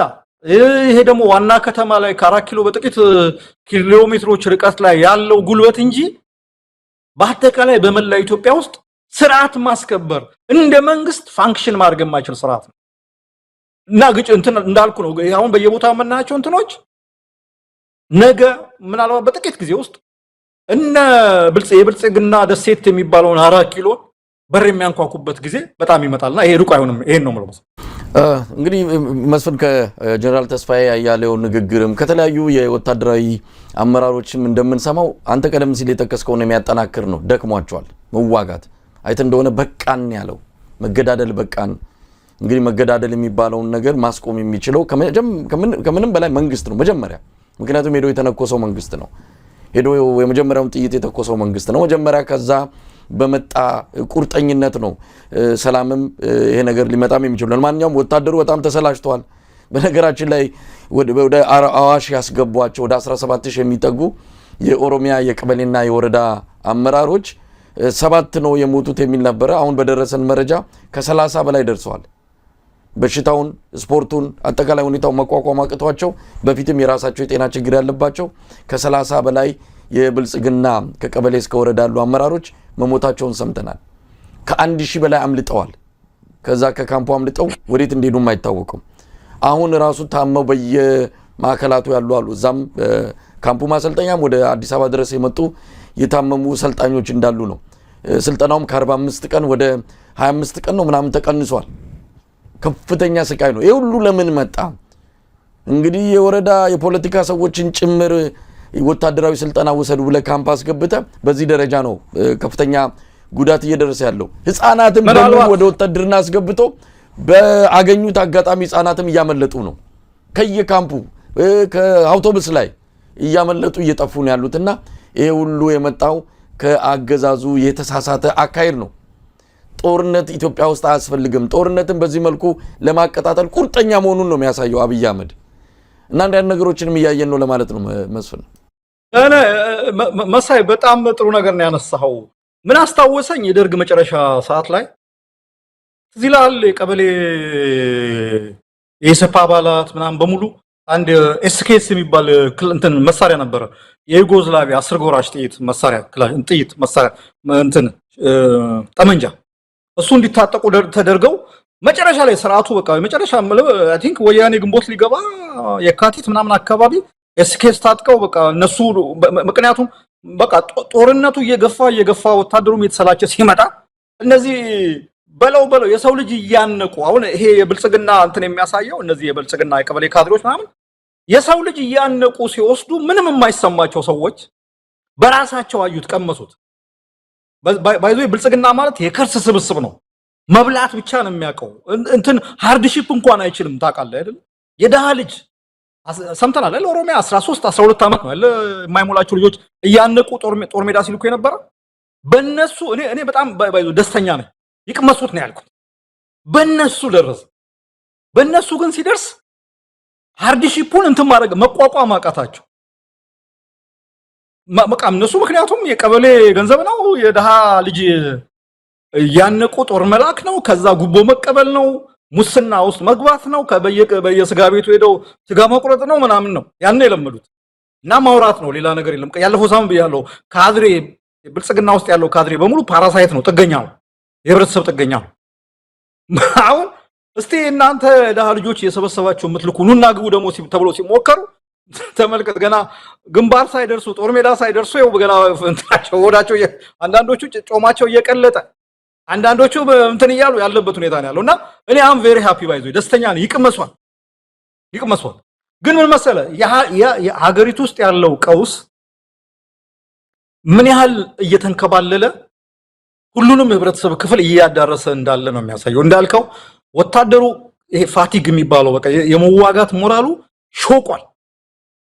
ምንም ቢያደርጉ ሾቋል። ምንም አዲስ ኃይል ቢያመጡ ምናምን ሾቋል። መሰላቸት ባይዞ በጣም አደገኛ ስቴጅ ነው። አይበለውና በዚህ ሰዓት አንድ ጎረቤት ሀገር አንድ የውጭ ጠላት ኢትዮጵያን ቢተነኩስ እኔ ቆሞ ዋጋት የሚችል ወታደር ያለ አይመስለኝም። አንደኛ የህዝብ ከዚህ ቀደም እንደነበረው ኢትዮጵያ ስትወረር ህዝቡ በአንድነት የሚቆመው የዛ አይነት እንትን የለም፣ መንፈስ የለም፣ ድጋፍ የለም። ምክንያቱም ወታደሩ በየቦታው ለስርዓቱ ታዛዥ ነው፣ ታማኝ ነው። የሚፈጽማቸው በደሎች በህብረተሰቡ ዘንድ በአሉታዊ አይን እንዲታዩ የተደረገበት ሁኔታ ነው ያለው። ሁለተኛ እስካሁን በተካሄዱት 6 ዓመት እኮ ብለው አብይ አህመድ በተካሄዱት ጦርነቶች ተዳክሟል እና ጀነራሎቹ ቢያማርሩ እንትን ቢሉ እኔ አይደንቀኝም። ግን ምንድነው መሰለ አንዳንዴ እንዲሆነ ምናምን ነገር አይደለም። የችግሩ ምንጭት ነው ያለው ነው። የችግሩ ምንጭ ያለው ፖለቲካው ጋር ነው። ፖለቲካው ምኑ ጋር ነው የተበላሸው ካልክ አብይ አህመድ የሚባል መምራትም አይችል በጣም ስቱፒድ የሆነ በጣም አደገኛ ሰው አቅመ ቢስ የሌለ የቅዠት ዓለም ውስጥ የሚኖር ምናልባት በእብደትና በጤነኛ መካከል ያለ መሀል እንትን ላይ የሚገኝ የሚዋዥቅ ሰው የሚመራት ሀገር መሆኗ ነው። ፖለቲካው ነው የተበላሸው። የፖለቲካው ብልሽት ወታደሩን ዋጋ እያስከፈለን ያለው ወታደሩን ብቻ አይደለም፣ በአጠቃላይ ሀገሩን ዋጋ እያስከፈለን ያለው እርስ በርሳችን እንድንዋጋ እያደረገን ያለው። ስለዚህ ጀነራሎቹ ወታደሮቹ ችግራቸውን ሌላ ቦታ አይደለም መፈለግ ያለባቸው ፖለቲካ ስርዓቱ ላይ ነው የፖለቲካ ስርዓቱ የፖለቲካ እንትኑ መሻሻል ካልቻለ እድሜ ልካቸውን ማነች ያቺ ጀነራሏ እንዳለችው ሻወር ሳይወስዱ ገና ከዚህ በኋላ 10 ዓመት ይቆያሉ ይሄን ነው ምሎ መሳይ መስፍን እንግዲህ ባለፈው ሳምንት ስለተጀመረው የኢትዮጵያ የጤና ባለሙያዎች የሥራ ማቆም አድማ ደግሞ የተወሰነ መረጃና ሐሳብ እስቲ እንለዋወጥ ዛሬ ሁለተኛ ሳምንቱን ይዟል በርግጥ በነበረው ምንድነው ግለት የቀጠለ እንዳልሆነ እንረዳለን አድማው እንደተመታ ነው አሁንም ያቋረጡ የተለያዩ እንቅስቃሴዎችን ገደብ የጣሉ የጤና ባለሙያዎች በዛው ውሳኔያቸው ላይ ነው ያሉት አሁን የተለወጠው ነገር ምንድነው ያው አገዛዙ በጤና ባለስልጣናቱ አማካይነት ከወረዳ ጀምሮ እስከ አገር አቀፍ ድረስ የጤና ባለሙያዎችን እየሰበሰበ ነው ምናልባት የጤና ባለሙያዎች ናቸው ካድሬዎች ናቸው የሚሰበሰቡት እሱ በሂደት የሚታይ ይሆናል ነገር ግን ስብሰባ ላይ ናቸው ያሉት የጤና ባለሙያዎችን የሚያስተባብረው አንድ በህቡ የተቋቋመው አካልም እንደዚሁ ድርድር ላይ ነን የሚል ነገር አንስተዋል ምንድነው ድርድሩ 12 ነጥቦችን አንስተዋል 12 ነጥቦቹ መሟላት አለባቸው ብለዋል አገዛዙ አሁን እየወሰደ ያለው መስበር ማሰር ማፈን መግደል በእነዚህ ነገሮች ነው ከስራ ማፈናቀል በእነዚህ ነው ምላሽ እየሰጠው ያለውና ይሄ ባለበት ሁኔታ ምን መልስ እናገኛለን ብለው ነው ድርድር የተቀመጡት አብይ አህመድ አሁን ባለው ቁመና የትኞቹን ጥያቄዎች ሊመልስ ይችላል አንዳንድ ጊዜ እኮ አገዛዙ በራሱ ሊመልሳቸው ማይችላቸው ጥያቄዎች አሉ ግን መመለስ ያለባቸው ግን ባለው ቁመና ባለው አጠቃላይ ችግር ምክንያት አብይ አህመድ ሊመልሳቸው ማይችላቸው ናቸው ስለዚህ ምንድነው ድርድሩ ለምን ግልጽ አይሆንም አንዳንድ ወገኖች ምናልባት ይሄንን አድማ ከፋፍሎ ይሄ ምንድነው በመከፋፈልና በመለያየት ለማዳከም መንግስት ለጀመረው ስትራቴጂ እነዚህ ኃይሎች እየተመቹ ነው እና ጥንቃቄ አድርጉ ብለው አስተያየታቸውን እየሰጡ ያሉ ወገኖችም አሉ መስፍን እንዴት እየተከታተልከው ነው ጥሩ ነው ነገር ግን መደገፍም አልቻለም ሌላው ህብረተሰብ ክፍል ወጥቶ ሊያግዛቸው አልቻለም እነሱ ብቻ ሆኑ መንግስትን እየተጋፈጡ ያሉት እንዲህ አይነትን አገዛዝ መጋፈጥ በራሱ በጣም ፈተና ነው ያንን ተቋቁመው ከአንድ ሳምንት በላይ ተሻግረዋል ነገር ግን ምንድነው መፍትሄው እነሱ እኮ ቢመለሱም መንግስት የሚለውን አምነው ቢመለሱም እኮ የሚጠብቃቸው ደና ነገር አይደለም ወይ የተሻለ ነገር አይደለም ያው የሚፈሩትን ኑሮ ነው ያው የሚፈሩትን እህል ዳቦ ማጣት ነው ስለዚህ ወደ ኋላም ወደፊትም ፈተና ከሆነ ቢያንስ ወደፊት ቢወድቁ ይሻላል ነው ብዙ ጊዜ የምንለው መስፍናል አስተያየት አለ ማሳይ በጣም በብዙ ነገር ልናደንቃቸው ይገባል መጀመሪያ ይሄ ነገር እስካሁን በጣም ኢትዮጵያ ሁኔታ ከባድ ነው ያለፈው ነገር ያለው ጥርነፋው ራሱ በፊት 5-1 ነበር አሁን ግን 10-1 ነው ዘሪቨርስ ነው ብዙ ነገር ነው ያለው ኢትዮጵያ በተለይ በመሃል ሀገር አካባቢ ምናምን ነገር የኢትዮጵያ ስቴት ሴኩሪታይዝድ ሆኗል በቃ በደህንነት በመናምን ነው መንግስት በጀቱ እኮ የሚያልቀው በአፈና በመናምን ለካድሬ በመክፈል ነው እንጂ በሌላ ነገር አይደለም ይሄንን ሁሉ ነገር አልፎ ስራ ማቆም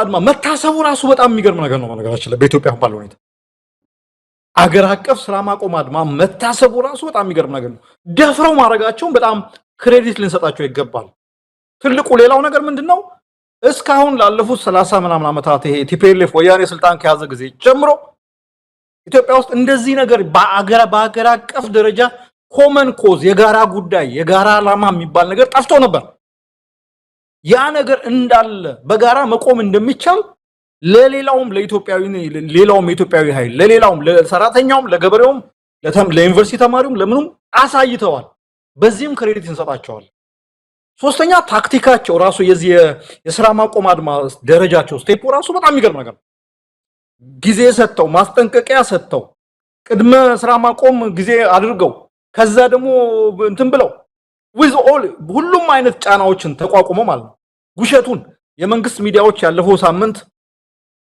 ያስተላለፉ የነበረውን ፕሮፓጋንዳ ታስተውሳለህ የማይሉት ነገር አልነበር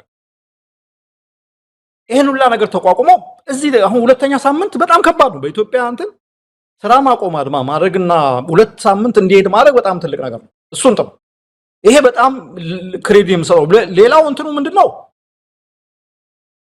ደፈር ብለው ሌሎች እርምጃዎች ወደ መውሰድ መግባት አለባቸው ይሄ እንደ ድክመትም ልናየው እንችላለን እንደ ምክንያቱም ደፈር ብለው አሁን ካለው የበለጠ ጠንካራ ያለ እርምጃዎች መውሰድ ምናልባት ይሄ የተኛው የፈዘዘው ህብረተሰብ ሊነሳ የሚችልባቸው ሌሎች የጤና ባለሙያዎች በእጃቸው ላይ ያሉ እንትኖች አሉ፣ ቁልፎች አሉ። በነገራችን ላይ ይሄ እኔ ያለፈው ጊዜ ብየዋለሁ አይደለ? ከማንኛውም እኮ ኢትዮጵያ ውስጥ ካሉ ፕሮፌሽኖች የተሻለ ደሞዝ የሚያገኙት ሐኪሞች ናቸው አይደለ?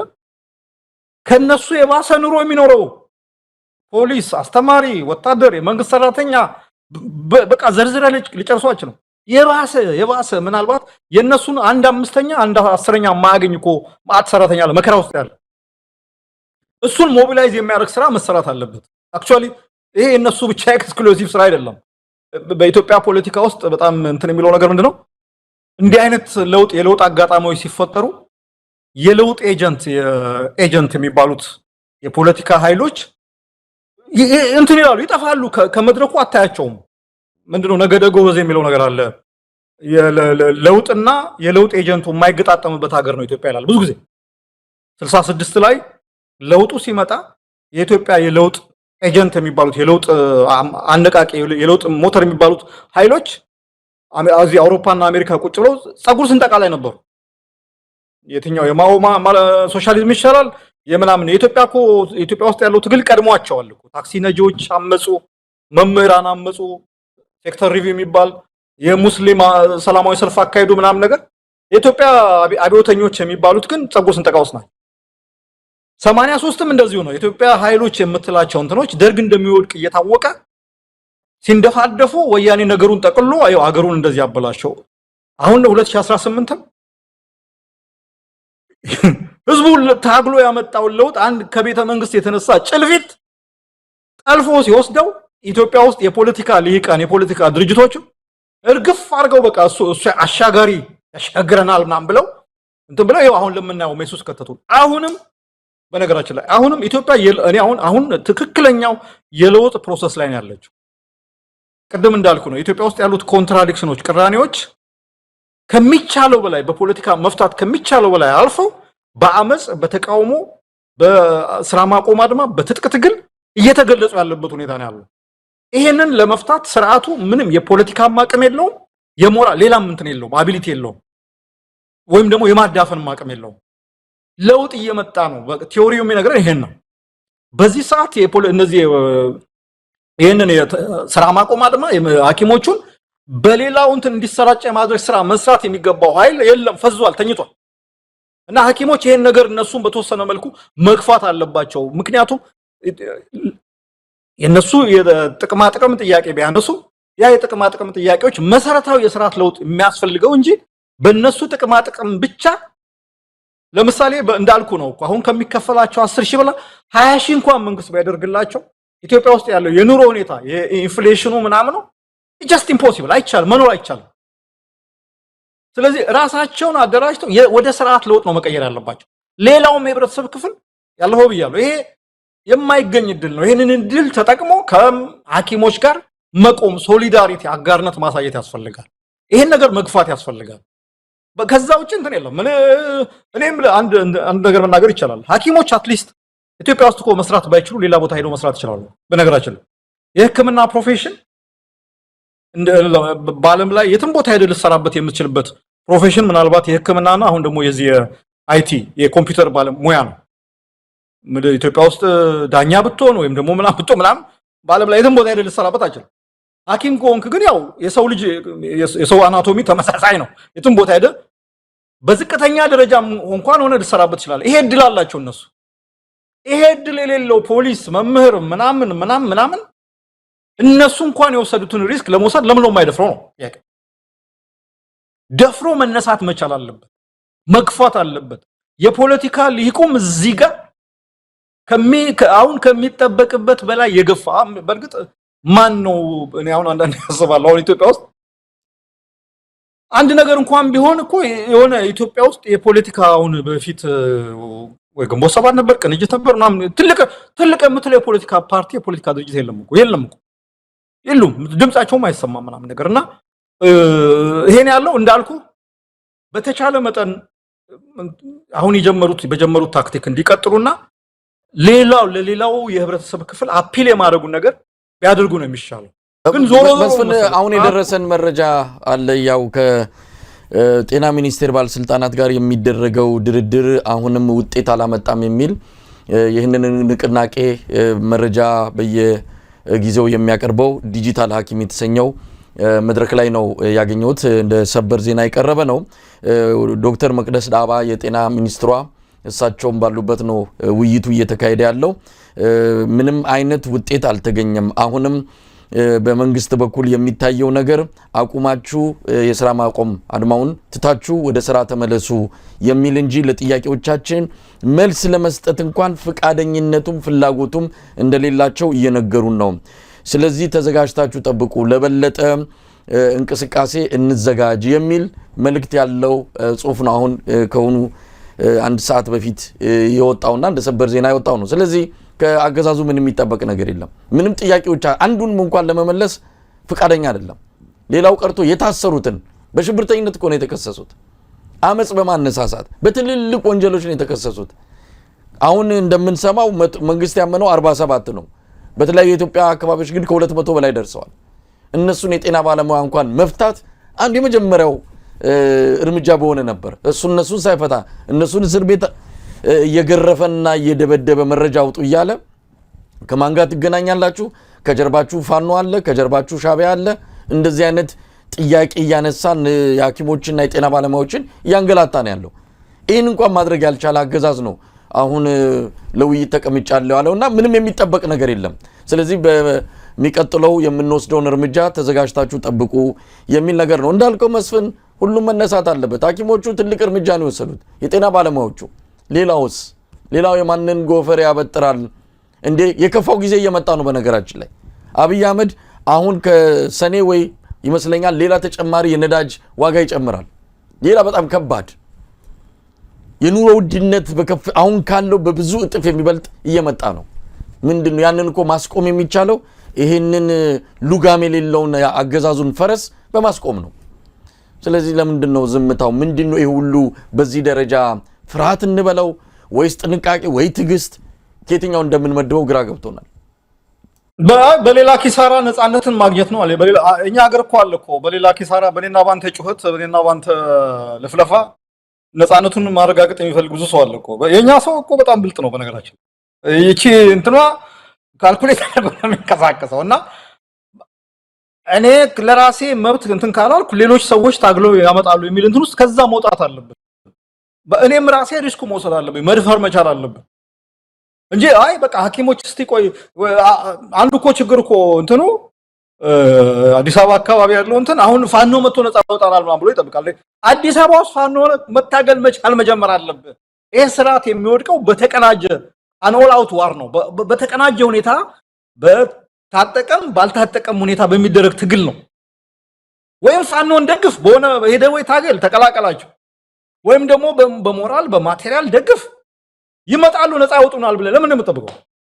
እንትን አይደለም እኮ ለራስህ ብለህ ማለት ነው። እና አብዛኛው አካባቢ ያለው እንትን ይሄ በሌላው ኪሳራ፣ በሌላው ትግል፣ በሌላው ድካም ነፃነትን የማግኘት እንትን ይሄ ከአይምሯችን መውጣት አለበት። እንዳልከው ነው። ኑሮ አስከፊ ነው። እኔ ይሄ ጊዜ መታለፉ ራሱ ወደፊት በሚመጡ ጀነሬሽኖች እንደ እንትን የሚጠቀስ ነው። በቃ እንዲህ አይነትም ጊዜ አሳልፈን ነበር የሚባል ልክ አጼ ምኒልክ አንድ ወቅት ላይ ረሃብ ገብቶ ነበርና ክፉ ቀን ይባላል በኢትዮጵያ ታሪክ። ክፉ ቀን የሚሉት እንትን ረሃብ ነበር። እናት ልጇን በላች የሚባል ምናምን ታሪክ ነበር። ይሄ አሁን ያለው የአብይ አህመድ ያገዛዝ ወቅት፣ አሁን ያለው የመከራ ወቅት ከዛ ክፉ ቀን የከፋ ቀን ነው። በነገራችን ላይ ሰውን ብዙ ታሪክ ነው እኮ የምንሰማው። በነገራችን ሰው የሚያጨካክን ሰውን ተስፋ የሚያስቆርጥ ነው። አሁን ትናንት ስሰማ ነበር ባህር ዳር ነው ምናምን በአመት ውስጥ በሆነ ጊዜ ውስጥ 100 ምናምን ወጣቶች ከ15 እስከ 30 እድሜ ክልል ውስጥ የሚገኙ ወጣቶች ራሳቸውን ራስ ማጥፋት እንትን ጨምሯል። ምን ያህል ሰው ዴስፐሬት ቢሆን ነው እንትን የሚለው? ስደት ወጥቶ እድል መሞከርም እኮ አንድ ያለ ነገር ነው። ወይም ደግሞ ፋኖን ተቀላቅሎ መዋጋት ክብር ያለው ሞት። በዚህ ደረጃ ሰውን ተስፋ እንዲቆርጥ ያደረገ የኑሮ ሁኔታ የፖለቲካ ሁኔታ ነው። ስለ ድህነት ጉንዳን ያነሳ ነው ስል ምንድነው መሰለ የሰው ልጅ ድሃ እኔ እንደ ኢትዮጵያዊ የሚሰራ ጎበዝ ሰራተኛ የለም ብዬ ነው የምከራከረው። እኔ በአብዛኛው እንትን ማለት እኔ እዚህ ሆላንድ ታውቃለህ በጣም በቆዳ ስፋቷ ማንን ታከላለች መሰለ? ከጎጃምን ግማሽ ነው የምታ ጎጃምን እንኳን አደርስም ግማሽ ነው የምትሆነው። በዓለም በግብርና ምርት ከአሜሪካ ቀጥሎ ሁለተኛው ሀገር ነች። በትሪሊዮን የሚቆጠር ዶላር እንትን ነው። በጣም አነስተኛ መሬት ነው ያላቸው። በጣም ቴክኖሎጂ ግብአት ምናምን ተጠቅመው ሊያውም ገበሬው እኮ በነገራችን ላይ ካለው ህዝብ 1% ነው ቴክኖሎጂ ተጠቅመው። እዚህ ሀገር ገበሬ ነው ሀብታም። በነገራችን ላይ በጣም ትንሽ ሰዓት ነው የሚሰሩት እንትን አላቸው ምናምን ነገር። ኢትዮጵያ 67% ነው 80% ገበሬ ነው። እንደ ኢትዮጵያ ገበሬ የሚሰራ እንደ ኢትዮጵያ ገበሬ አፈርድሜ በቃ መከራ የሚያይ እንትን የለም። ሃርድ ወርከር የለም። ምንድነው የኢትዮጵያ ገበሬ እንደዚህ ራሱን እንኳን እንዲመግብ እንዲያሻሽል ያላደረገው ሁኔታ የተፈጠረው ሲባል ሲስተም ነው፣ ስርዓት ነው። በነገራችን ላይ ጥሩ ስርዓት ቢኖር የሚሰራ ህዝብ ባለበት ሀገር ውስጥ ጥሩ ስርዓት ቢኖር በነገራችን ላይ ህዝብ ሊለወጥ ይችላል። ተመልከት፣ ቻይኖች ጎበዞች ነበሩ፣ ሃርድ ወርከሮች ነበሩ። ጥሩ የሆነ ስርዓት ተፈጠረ። ይሄው የዓለም አንደኛ ኢኮኖሚ ሆነዋል። የኢትዮጵያ ውስጥ ሰው ድህነትን ወዶ ወይም ደግሞ በቃ እንደው ስንፍና ፈልጎ ድህነትን ፈልጎ ያመጣው ተደርጎ ያን ማን ነው ጉንዳን ማን ያለው ጉንዳን ይብላውና ጉንዳን ያለው እንትን ሰባኪ እንትን ያለው ነገር ነው ያለው። ሲሪየስ እኮ ነው ብለ እኔ በየቦታው ተመልከት ኢትዮጵያውያኖች እንዴት ሰራተኛ ህዝቦች እንደሆኑ በውጭ ሀገር የተመቸ ሁኔታ ባገኙ ቁጥር ኢትዮጵያውያኖች እንደ ኢትዮጵያውያኖች ሰክሰስፉል የለም። ምክንያቱም የሚመች ኢንቫይሮንመንት የሚመች በነገራችን ላይ መስፍን ይሄ ጉንዳናል የተባለው ሰው ያው የብልጽግና ወንጌል አራማጅ ነው። ከአብይ አህመድ ምንድነው ክበብ ውስጥ ያለ ሰው ነው። ያው ብልጽግና ደግሞ ደሃን የሚጠየፍ ነው። በተደጋጋሚ አይተናል። የብልጽግናን ደጋፊ የሆኑ በምሁርም በኢኮኖሚስትም በዚህ በስብከቱም በሙሉም ሁሉም እየመጡ የሚነግሩን ደሃን እንደማይወዱ ነው። ስለዚህ የብልጽግና ወንጌል አካል ስለሆነ እንጂ ሌላ ከምንም የመጣ አይደለም። እንዳልከው ነው ኢትዮጵያውያን ይሄው እዚህ ባለንበት በአሜሪካ ስራ ለፍተው የሚሰሩ በብዙ ቦታዎች ላይ ኢትዮጵያውያን ነው የሚመረጡት። ለምን? ታታሪ ስለሆኑ መለወጥ ይችላሉ። ስለዚህ ይሄ የገለጸው ነገር ኢትዮጵያውያንን ማንቋሸሽ፣ ደሃን መጠየፍ፣ ድህነትን መጠየፍ ሳይሆን ደሃን መጠየፍ ስለሆነ ከዛ የሚቀዳ መሆኑን ሰው በደንብ መረዳት አለበት። ይሄ ግለሰብ ሰባኪ ተብሎ በአብይ አህመድ የተሸለመ እሱ ብቻ አይደለም፣ ሌላም አለ እንደዚሁ ድህነትን ሳይሆን ደሃን የሚጠየፉ ናቸው የሚለውን ነው። መስፍን ቀጥል እስቲ። ለምሳሌ ሐኪሞቹን አንሳ። እኔ በየቦታው ብዙ ነገሮች ሰማለሁ። ኢትዮጵያ ሐኪሞች፣ ኢትዮጵያ ዶክተሮች ትልልቅ ሆስፒታሎች ውስጥ በጣም የተመሰገኑ ዶክተሮች ለምሳሌ ማን ነው ሩዋንዳ ውስጥ የሚገኝ ትልቅ የእንትን ሆስፒታል፣ ሳውዲ አረቢያ የሚገኝ ሆስፒታል እና አሁን ቦትስዋና፣ አንጎላ ምናምን የሚባሉ ሀገሮች አሉ። ሳውዘርን አፍሪካ ካንትሪስ በጣም ብዙ የኢትዮጵያ ዶክተሮች ናቸው እዛ ኢፌክቲቭ ሆነው እየሰሩ ያሉ። በጣም መስራት ብቻ ሳይሆን የተመሰገኑ ዶክተሮች ናቸው፣ የተመሰገኑ ሐኪሞች ማለት ነው።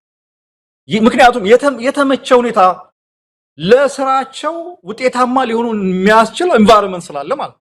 አሜሪካን ሀገርም እንደዛ ነው። በየቦታውም ስንሄድ እዚህ አውሮፓም ጭምር በነገራችን እዚህ አንድ ቤልጅየም ነበሩ አቶ ምትኩ ዶክተር ፕሮፌሰር ምትኩ ምናምን የሚባሉ ሰውዬና አሁን በቅርብ ማረፋቸውን ሰማውና በዓለም ላይ የሌለ እንትን ፈጥረዋል። ሰርጅን ናቸው፣ ግን የውፍረት የሚቀንስ ቴክኖሎጂ ፈጥረው የዛ ፓተንት ባለቤት ናቸው ምናምን ነገር እና በየቦታው የምትሰማው ነገር ይሄ ነው። ኢትዮጵያ ውስጥ በነገራችን ላይ ጥሩ ሁኔታ ቢኖር ጥሩ ስርዓት ቢኖር ያንን ነገር ለሪሰርች እና ዲቨሎፕመንት የተመቸ ሁኔታ የሚፈጥር ሁኔታ ቢኖር ኢትዮጵያ ውስጥ ብዙ ተአምር ልናይ እንችላለን። ብዙ ነገሮች ሊሰሩ ይችላሉ። ግን ስርዓት የተበላሸበት ሀገር ነው። ቅድም እንዳልኩት ነገር ነው። ፖለቲካው ከተበላሸ ሌላው ሊስተካከል ሊቃና አይችልም። የኢትዮጵያ ችግር ብልሽቱ ያለው ፖለቲካው ጋር ነው። አሁን ስለ ሕክምናው ስለ ምናምን ስለ ትምህርት ጥራቱ ምናምን ብናወራ መፍትሄ አናመጣም። ምክንያቱም ሲስተሚክ ነው ችግሩ። ሲስተሚክ ስንል ደግሞ ፖለቲካው ነው፣ ከፍልስፍናው ይጀምራል ማለት ነው። እንዳልኩ ነው የሰው ልጅ ኑሮ ሁኔታውን ማመቻቸትን ተማርክ ሲባል ራሱ ድህነትን ብሌም ማድረግ ደሃን መጥላት በመንግስት ደረጃ እንደ ፊሎሶፊ እኔ ቅድም ያልኳ ነጻጽር ይላል አይደል? የጭቁን መንግስት ነው ተብሎ እኔ ደርግ እንኳን የማስታውሰው የጭቁን የደሃ መንግስት ወገንተኝነቱ የነበሩት የደርግ መንግስት ለጭቁን ነው ቤት ቀምቶ ከባለ ሀብት ለደሃ የሚሰጥ መሬት ቀንሶ ለደሃ ገበሬ እንደዚህ አይነት ነገር ነው የነበረው አይደለም ስንሰማ ያደግነው እንትን በወያኔም ጊዜ እኮ የተሻለ ነገር ነበር ጭራሽ አሁን የባሰው ነገር መጥቶ ይሄ ጭቁን ደሃ የሚባለው ነገር ጉንዳን ነው ይጠፋል የሚል በነገራችን ላይ አብይ አህመድም ተናግሮታል አንድ ሺህ ኢትዮጵያን መምራት 1000 ጉንዳን ተሸክሞ እንዴት ነው በቃ እዚህም ይበላል የሚል እንትን ተናግሯል እና በጣም የሚያሳዝን ስቴት ላይ ነው ያለው ሁኔታዎች ነው ያለውና ይሄ ነገር በትግል ነው መቀየር ያለብን ሲስተሚክ ነው ስርዓታዊ ነው ስርዓት መቀየር ከቻልን ችግራችን ይፈታል ቀደም ያልኩ ለዶክተሮቹ አሁን ካለው ከሚያገኙት 10,000 ዶላር ብር ላይ ሌላ 10,000 ቢጨመርላቸው ተመሳሳይ ነው ኑሮ ምክንያቱም የኢትዮጵያ ኢኮኖሚ የኑሮ ግሽበቱ ኢንፍሌሽኑ ግልቢያው ቀላል አይደለም ስልጣኖቹ ብቻ ነው የተመቸው ይሄን ነው ማለት መሳይ መስፍን እንግዲህ ሰሞኑን በጣም በሰፊው ከተነሱት ጉዳዮች አንዱ የኤርትራው ፕሬዝዳንት ኢሳያስ አፈወርቂ በ34ኛው ዓመት የኤርትራ ነጻነት በዓል ላይ የተናገሩት ንግግር ነው በዚህ ጉዳይ ላይ ከተለያዩ ባለሙያዎች ጋርም ተወያይተናል ነገር ግን በተለይ ኦሮሞማ ፖለቲካ አይዲዮሎጂ ብለው ያነሱት ነገር አሁንም በተለያዩ ወገኖች ተቃውሞ እንዲቀርብ ያደረገ ነው ዛሬ እንደሰማነው ከሆነ የተለያዩ የኦሮሞ ምሁራን የሚሰባሰቡበት አንድ ተቋም የቅሬታ ደብዳቤ ለፕሬዝዳንቱ መላካቸውን ሰምተናል እንደዚሁም የኦሮሞ ነጻነት ግንባር ሌሎችም አካላት ይሄን አስተሳሰባቸውን ንግግራቸውን በመቃወም ድምጻቸውን እያሰሙ ይገኛሉ እንግዲህ ፕሬዝዳንቱ ብዙ ነገር ነው ያነሱት በተለይ በአብይ አህመድ አገዛዝ ላይ የሰላ ትችት ነው ያቀረቡት ቅጥረኛ መንግስትም ሲሉ ነው የገለጹትና ያንን ሲያነሱ ነው እንግዲህ የኦሮሞማ አይዲዮሎጂን አስተሳሰብ ኦሮሞን የማይወክል ብለው ደግሞ ወዲያው እዛው ላይ ማብራሪያ ወይም ደግሞ ግልጽ አድርገውታል ነገር ግን ያን ኦሮሞማ የሚለውን ቃል መጠቀማቸው ተገቢ አይደለም በሚል በርካታ ሰዎች ናቸው በተለይ ከኦሮሞ የሙራን ጎራ ድምጻቸውን እያሰሙ ያሉት መስሉ በአጠቃላይ ንግግራቸውን የፕሬዝዳንቱን እንዴት አየ ለየለት ማለት ነው እንግዲህ ምንድነው ከጀርባ ሲወራ የነበረው አሁን አደባባይ ወጥቶ ሁለቱ ወገኖች ፍጹም ቅራኔ ውስጥ እንዳሉ ምናልባትም ወደ ጦርነት ማምራታቸው አይቀርም የሚለውን ነገር የሚያስረግጥ ነገሮችን ነው እየሰማን ያለነውና እንዴት አየው ግን ንግግራቸውን የፕሬዝዳንቱ ያ በጣም ብዙ ነገሮች ነው ዳሰሱ በተለይ በአፍሪካ ቀንድ ያለውን ፖለቲካ እና ኢትዮጵያ ፖለቲካ ላይም በጣም ይሄ እንደውም ከዚህ ቀደም ከሚያደርገው ንግግር አንተ ልበለው እንጂ ከሚያደርገው ንግግር በጣም ዲቴል ገብቶ ነጥቦች ይሄ ብሎ በቃላ ምንድነው ይባለው አንዳንዴ ፖለቲከኛ ስትሆን ይሄ አድበስብሶ የመናገር እንትን ነበር የነበረው እዚህኛው ንግግር ላይ ያየሁት በቃላት ይሄ ነገር ብሎ ነው የተናገረው ከህገ መንግስቱ ጀምሮ ማለት ነው በነገራችን ላይ ኢሳያስ አፈወርቂ የኢትዮጵያ ችግር ትልቁ ምንጩ የብሔር ፖለቲካና ህገ መንግስቱ ነው የሚለው እንትን ላይ ኮንሲስታንት ነው እኔ ላለፉት 20 ዓመታት ተከታትየዋለሁ በዚህ ነገር ላይ ቋሚ ነው ምንም የቀየረው ነገር የለም ይሄ በጣም በነገራችን ላይ እንትን ልንል እንችላለን እንደውም አንዳንድ ፖለቲከኞች አሉ የኢትዮጵያ የመጀመሪያም የመጨረሻም ጠላት ኢሳያስ አፈወርቂ ነው የሚሉ ይሄ እኮ በግልጽ እኮ ነው ላለፉት 20 ዓመታት እንዲያውም እነመለስን ነግሬያቸው ይሄ ነገር አያወጣም የትም አያደርስም ችግር ያመጣል እያልኳቸው ነው የብሔር ፖለቲካ እንትን ያሉት የሚለው ነው እና ብዙ ነገሮች የኢትዮጵያ ህዝብ ስርዓቱ ላይ እንደተማረረና ብሎ እየተነሳ እንደሆነ በግልጽ ተናግረዋል ከዚህ ቀደም እንደዚህ ተናግሮ ያውቃል አላህ ኢሳያስ የሆነ የራሱ የሆነ ክሊሽ እንትኖች የቃላት እንትኖች አሉት ይሄ ጌም ኦቨር ምናምን በሚሉ ነገሮች ነው የሚገልጽ የነበረው የዚህ የትግራይ ጦርነት የሰሜኑ ጦርነት ላይ ምንም ማለት እሱ ላይ ነው በጣም እንትን ያለኝ በተለይ አሁን የቲፒኤልኤፍ አንደኛው አንጃ የቲፒኤልኤፍ ዲ ነው የሚባለው አይደል ቲፒኤልኤፍ ደብረጽዮን የሱኛው አንጃ አካባቢ እየታየ ያለው የድሮውን ይሄ 83 ምናምን አካባቢ የዛሬ 30 ዓመት የነበረውን አላያንስ የትግራይና የኤርትራ ኤሊት ጥምረት ለመመለስ አዝማሚያን አፈርድም ያስገባ ንግግር ነው የአድዋ ሐማሴን አላያንስ ነው ድሮ ስንለው የነበረውና እሱን አፈርድም የሚያስገባ ንግግር ነው የተናገረው ወደዚህኛው ስንመጣ እኔ ምን ቀደም እንዳልከው ነው አንደኛ በግልጽ ነው ያስቀመጠው የኦሮሞን ህዝብ የማይወክል ኦሮሞማ የሚባል ጽንፈኛ አይዲዮሎጂ ብሎ ነው የተናገረው ታዲያ ይሄ ምኑ ላይ ነው ስተቱ ወይም ደግሞ ውሸቱ?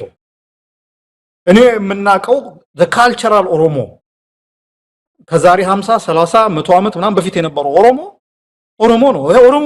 ኦሮሞማ የሚባለው እኮ ጽንሰ ሐሳብ the political ኦሮሞ ነው። በነገራችን ላይ የኦሮሞ ጽንፈኛ ምሁራን ፖለቲካ አሰፋ ጀለታ ነው 2007 ነው መሰለኝ አይደል መጽሐፍም አርቲክልም ጽፎ ለመጀመሪያ ጊዜ ተርሙን ኮይን ያደረገ አዲስ ማንነት የመፍጠር አዲስ የኦሮሞ የባህል ማንነት አይደለም በነገራችን ላይ የፖለቲካ ማንነት የመፍጠር ነው።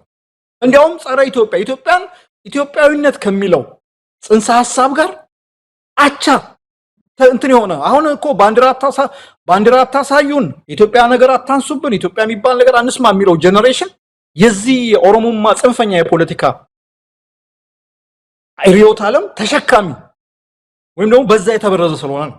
እና ፕሬዝዳንት ኢሳያስ ግልጽ በሆነ መንገድ ነው ያስቀመጠው ኦሮሞማ የሚባል የተስፋፊነት የጠቅላይነት ሁሉን ነገር የኔ ብቻ የማድረግ ይሄው አሁን ቤተ ክህነት ውስጥ ሊገባ ነው።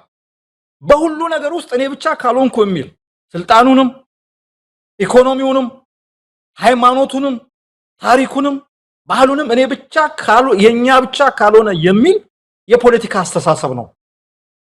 ስለዚህ ይሄ እየተወራ ያለው ስለ ፖለቲካል ኦሮሞማ ነው፣ ስለ ካልቸራል ኦሮሞ አይደለም። አሁን እኛ የምናወራው ካልቸራል ኦሮሞ ድሮ የምናውቀው ኦሮሞ አለ። ኦሮሞ እንደ ህዝብ ኢትዮጵያ ውስጥ ለብዙ ዓመት ነው ለብዙ ዓመታት ምናልባት መስፍን እዚህ ላይ ግልጽ እያደረክ እንድትሄድ ነው። እንግዲህ የመጣው ተቃውሞ ምንድነው? ኦሮሞማ ማለት ኦሮሞነት ማለት ነው።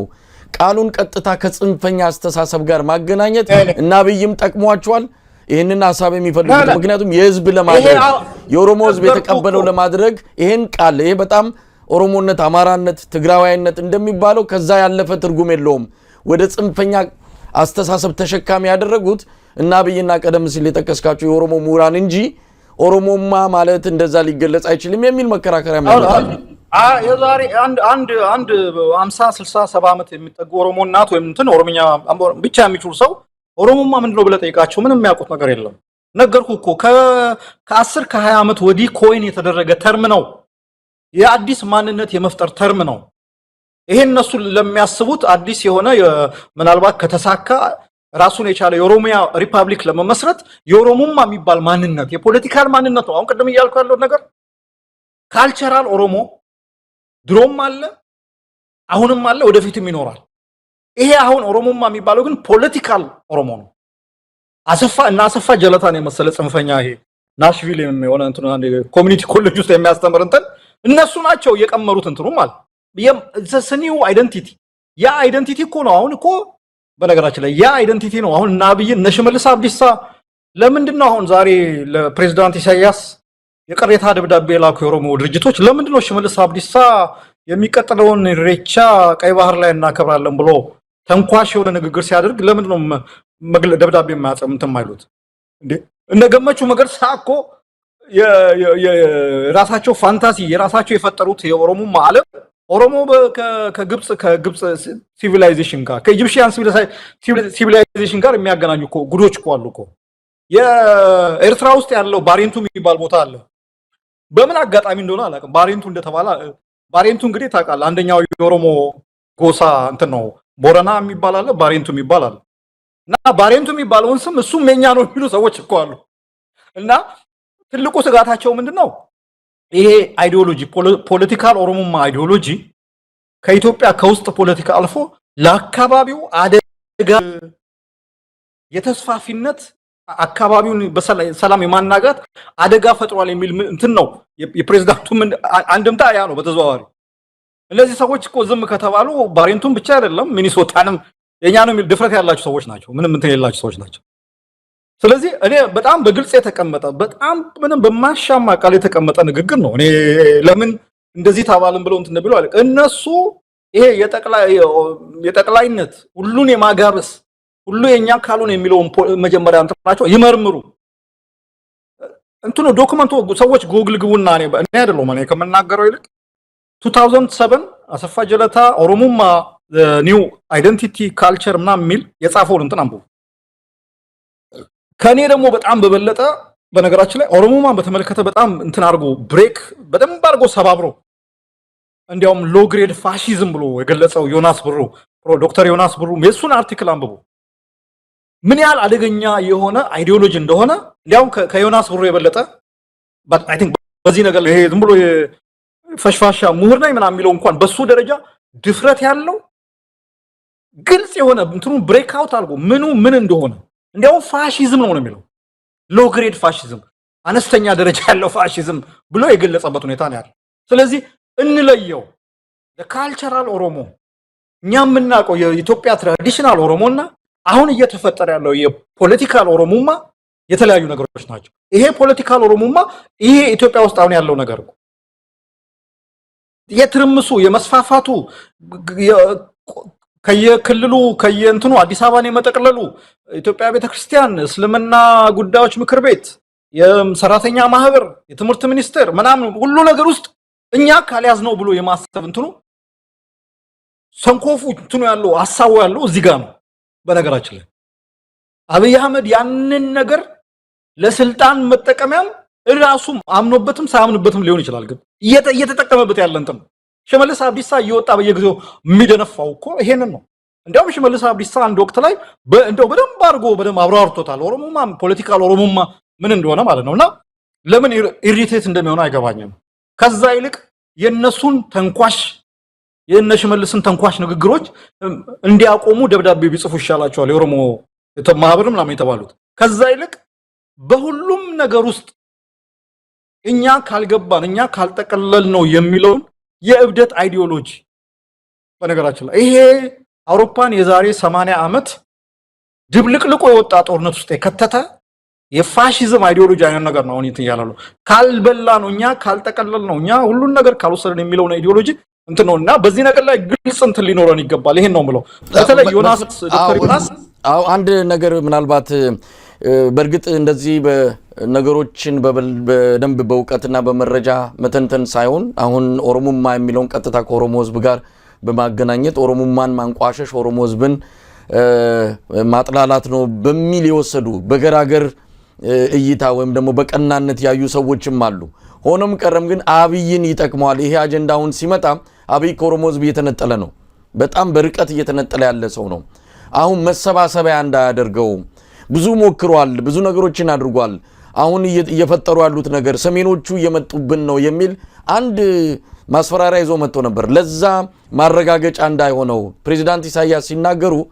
ይሄን የኦሮሞማ ጽንፈኛ አይዲዮሎጂ ሲሉ አብይ አህመድ ይሄንን ይዞ ይሄው አላልኳችሁም ሰሜኖቹ እየተዘጋጁልን ነው ኦሮሞማን ሊያጠፉ ነው ኦሮሞነትን ሊያጠፉ ነው የሚል ትርክት ኮዲው ያዘጋጁ ነው በዚህ ደግሞ የኦሮሞን ህዝብ አብይ ለመሰብሰብ አንዳንድ ነገሮችን እንቅስቃሴዎችን ያደረገ እንዳለ ነውና ለእንደዚህ መጠቀሚያ እንዳይሆን ጥንቃቄ መደረግ አለበት የሚለውን ሐሳብ ለማከል ነው አብሶሉትሊ ምንም እንትን የለም በዚህ ደረጃ እንዳልኩ ነው ግን ነገሩን ግልጽ ማድረግ ያስፈልጋል አሁን ኦሮሞማ እንዴት ይነገራል ተብሎ የሚጮህ ነገርና አይ ኦሮሞ ድሮም ይኖራል ድሮም ነበር አሁንም አለ ወደፊትም ይኖራል ባህሉን ምናምን ጠብቁ በነገራችን ላይ ምንም ይሄ በዚህ በኩል ትልቅ ህዝብ እኮ ነው እንዴት አርጎ ነው ሊያጠፉን ነው እንትን ሊያርጉን ነው የሚባለው ሊሆን የሚችል ነገር አይደለም ይሄ ግን የፖለቲካል አይዲዮሎጂ ዮናስ ብሩ እንዳለው ማለት ነው ሎ ግሬድ ፋሺዝም የሚባል ይዘት ያለው የፖለቲካል አይዲዮሎጂ በግልጽ ሊነገር ይገባል አብይ ሊጠቀምበት ይገባል እሱ የራሱ የኦሮሞ ልሂቃን ድርሻ ነው ራሳቸውን በግልጽ አስቀምጠው አብይ ይሄንን የኛን አይወክልም ይወክላል የሚለው ነገር ላይ እነሱ ናቸው የመናገር እንትን ያለባቸው ዞሮ ይሄ ፌል ያደረገ ስርዓት ነው ምን አሁን እኮ ምን ሰማቸው ነገሮች ኦሮሞ ክልል ውስጥ ከየትኛውም ክልል እኮ ባልተሻለ ሁኔታ አስከፊ መከራ እየገፋ ያለ ማን ነው አንድ ቦታ ነው የሰማው ሰላሌ ነው በየትኛውም ስርዓት ውስጥ አይተን የማናቀው አስቸጋሪ ሁኔታ ውስጥ ነው የገባው አሉ አሁን የኛ ልጆች ስልጣን እንደውም ያሉት ሰውየው እንደዛ ነው አሁን የኛ ልጆች ስልጣን ያዙ በተባለበት ጊዜ የኛ ልጆች ናቸው ቤተ መንግስት 4 ኪሎ ያሉት በተብሎ በሚነገርበት ወቅት እያየን ያለው መከራ በየትኛውም በወያኔ በደርግ ባይለስላሴ በማንም ጊዜ ያላየነው መከራ ነው እያየን ያለው ነው ብሎ እየተናገሩ ነው ስለዚህ ይሄን ነገር ግልጽ አድርጎ እንትን ማድረግ ያስፈልጋል እንደ አብይ አይደለም እኮ ማንኛውም ህወሓትም እኮ ያዝ ስታረገው እኮ የትግራይ ህዝብና ብሎ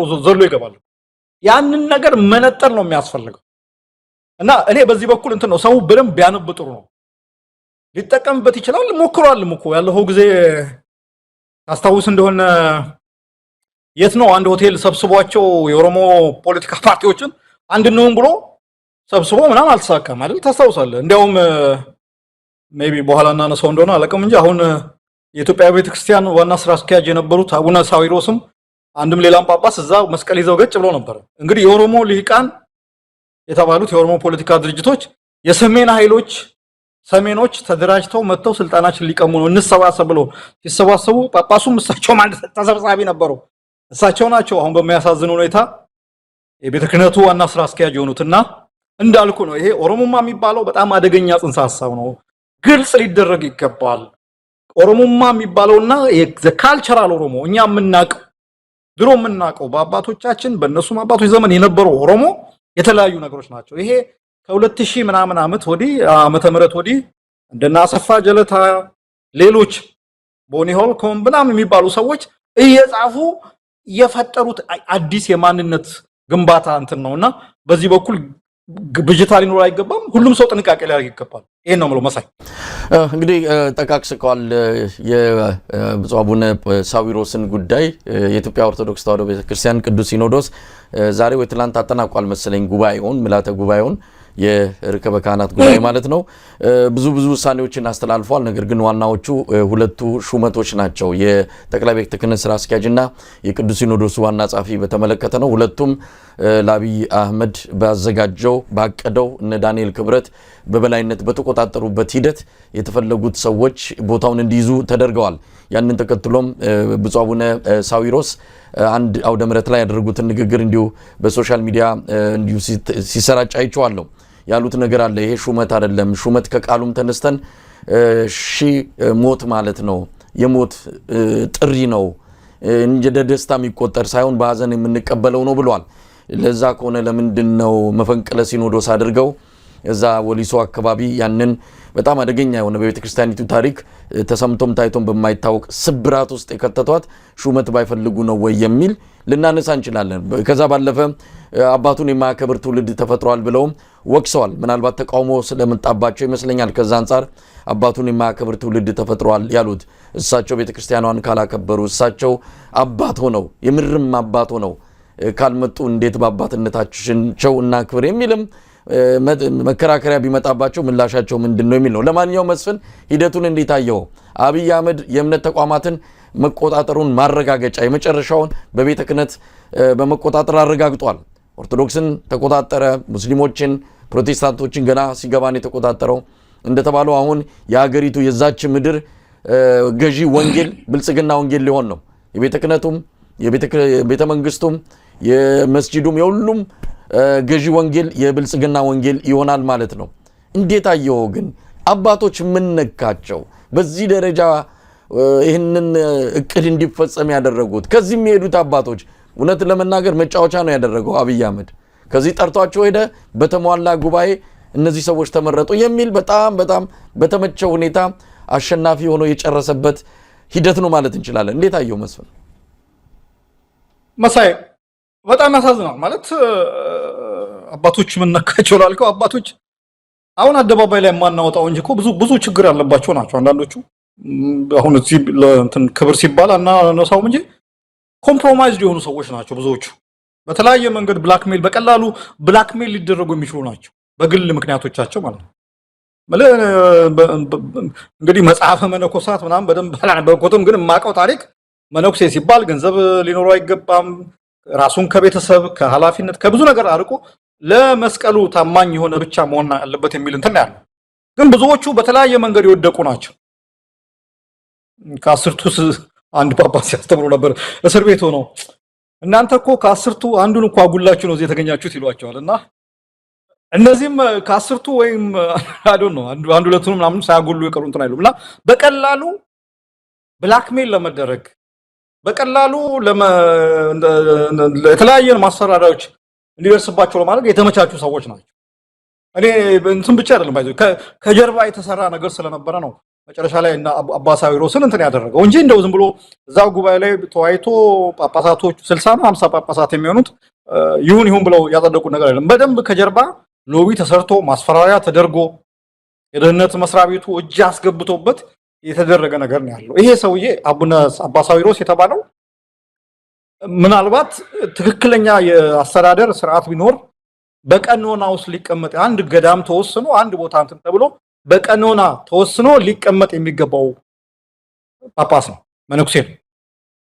ይሄንን ሰውዬ ጭራሽ የጠቅላይ ቤተ ክህነት ማለት ጠቅላይ ቤተ ክህነት ማለት በነገራችን ላይ እዛ አዲስ አበባ 5 ኪሎ ያለው እንትን ብቻ አይደለም። 5 ኪሎ ከ5 ኪሎ ጀምሮ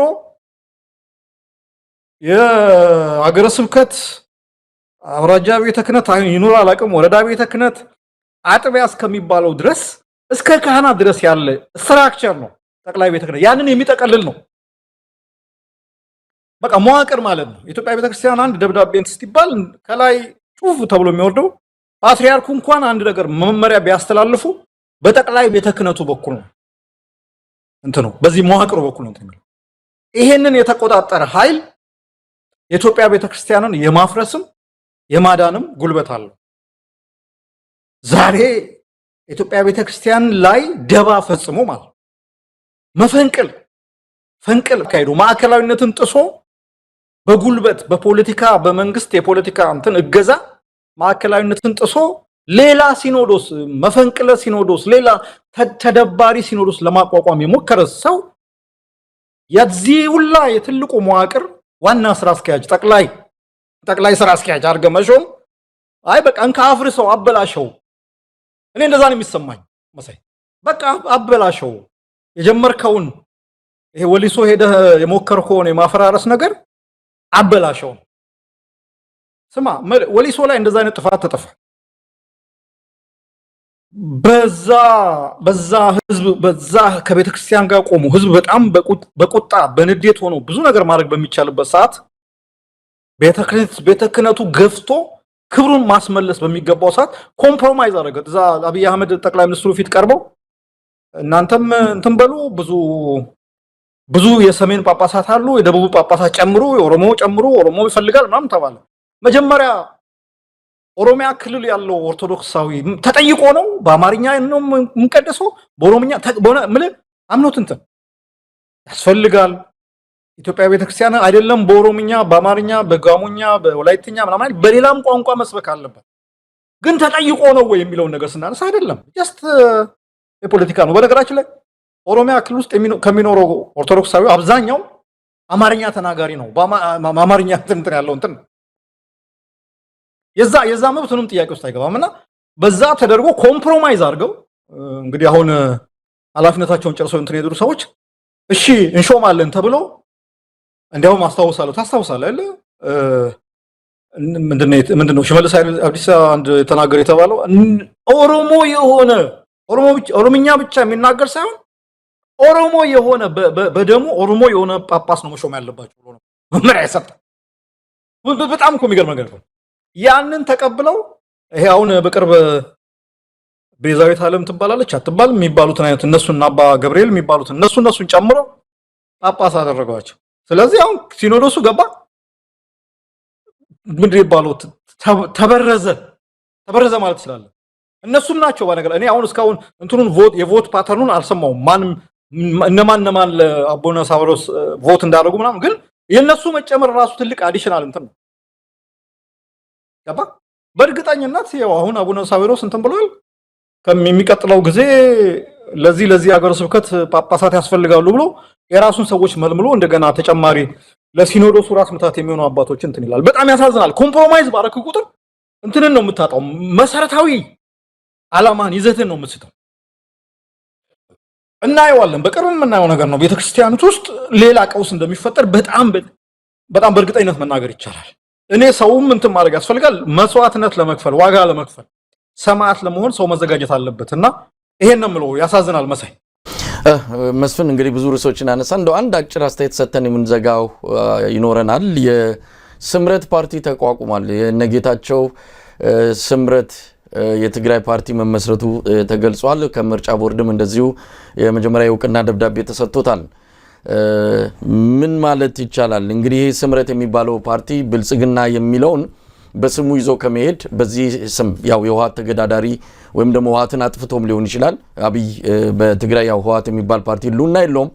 ስለዚህ ህወሓትን ተክቶ እዛ ትግራይ ላይ ብልጽግናን አጀንዳ ሊያስፈጽም የሚችል እንግዲህ ራሱን የቻለ ፓርቲ ተብሎ ነው የተነገረን እንደሰማነው ግን ይሄ ፓርቲ ከመተዳደሪያ ደንቡ ጀምሮ እያንዳንዱ ወረቀት የተጻፈው ብልጽግና ጽህፈት ቤት ውስጥ ነው ያለቀለትን ነው ስም ሲፈልጉ ነበር ይሄን ስም እንግዲህ ከጌታቸው ጋር ተማክረው ስምረት አሉት ስምረት ያሉበትም ያው የራሱ የሆነ ሂደት ሊኖረው ይችላል ለማንኛውም ምንድነው ጌታቸው ረዳ በስምረት መጥቷል ስምረት ምናልባት ምህጻረ ቃል እንዳይሆን መጨረሻው ላይ አለ አይደል ትግራይ የሚል ስምረት ምናምን ትግራይ ሊሆን ይችላል ኤኒዌይስ እንዳ አይ ምንም እኮ ለጥያቄ የሚቀርብ አይደለም ጌች ኮምፕሮማይዝ ሆኗል እንትኑ ግን ጥያቄው ምንድነው ምን በእውነት አምኖበት ነው ወይስ ከነዛ ጋር እልህ ውስጥ ተጋብቶ ነው የሚለው ነገር ነው በዚህ ሰዓትስ አሁን ምንም ህወሓት ቢያስከፋው ምን ቢለው ከብልጽግና ጋር መቆም ምን ያህል ፖለቲካ ፋይዳ አለው ብሎ መጠየቅ ያለበት ይመስለኛል በዚህ ሰዓት ተመልከት ኢዜማና አብን የሚባሉ ፓርቲዎች ምንም ማህበራዊ መሰረታቸውን አጥተው መሳለቂያ ነው እኔ አንዳንዴ ሶሻል ሚዲያ ላይ የሆነ ነገር መግለጫ ሲያወጡ የሆነ ነገር ፖስት ያደርጉ ኮሜንት ከታች ያለውን ኮሜንት ያለው ይህ ይዘገንናል በቃ እነዛ ሰዎች ያነቡት ይሆን ምናምን ነገር ላይ እና እኔ አሁን ባለው ሁኔታ የጌታቸው ረዳ ፓርቲ ማቋቋሙ ወጎ ነው ሁሌም የምለው ነገር ነው የትግራይ ልሂቃን ከህወሓት የተለየ አማራጭ ፓርቲ ወይ ማደረጃጀት ሞክረው የትግራይ ህዝብ በኢትዮጵያ ፖለቲካ ተዋሶ ውስጥ መወከል አለበት የሚለው አቋሜ እንዳለ ነው ግን ከብልጽግና ጋር ተጠግቶ ፓርቲ ማቋቋም ሌላ አብን ሌላ ኢዜማ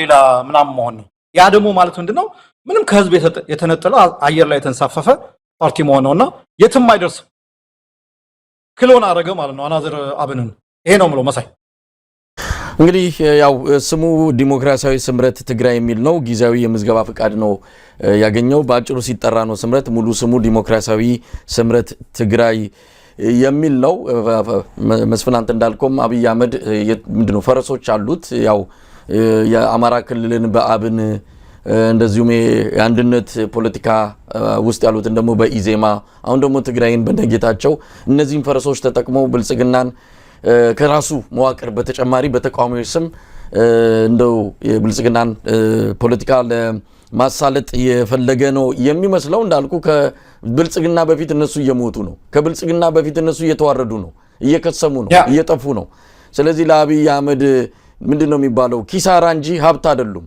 የበለጠ ኪሳራ የሚያመጡበት እንጂ ምንም ጠብ የሚል ነገር የሚያስገኙለት አይደለም ለማንኛውም የትግራይ ፖለቲካም እንደው አዳዲስ ክስተቶችን እያየን ወደፊት የምንሄድ ይመስለኛል መስፍን ማጠቃለያ የምትለው ካለ ይሄው ነው እንዳልኩ ነው ምንም አየር ላይ ነው እንትን የሚለው እንደ አብን እንደ ኢዜማ ከህዝብ ተነጥሎ ያው በቃ ብልጽግና በዚህ ሂድ ሲለው የሚሄድ እዚህ ጋር ተቀመጥ ሲለው የሚቀመጥ የሚለው እንትን ነው እንግዲህ የትግራይም ፖለቲካ አንድ ተጨማሪ አብን አግኝቷል ማለት ነው አንድ ተጨማሪ ኢዜማ አግኝቷል ማለት ነው በጣም አመሰግናለሁ መስፍን አማን ከኔዘርላንድ አምስተርዳም እንግዲህ ተመልካቾቻችን በዚሁ የዛሬውን ዝግጅት እናበቃለን ማለት ነው መስፍን አመሰግናለሁ መሳይን በርታ እኔም አመሰግናለሁ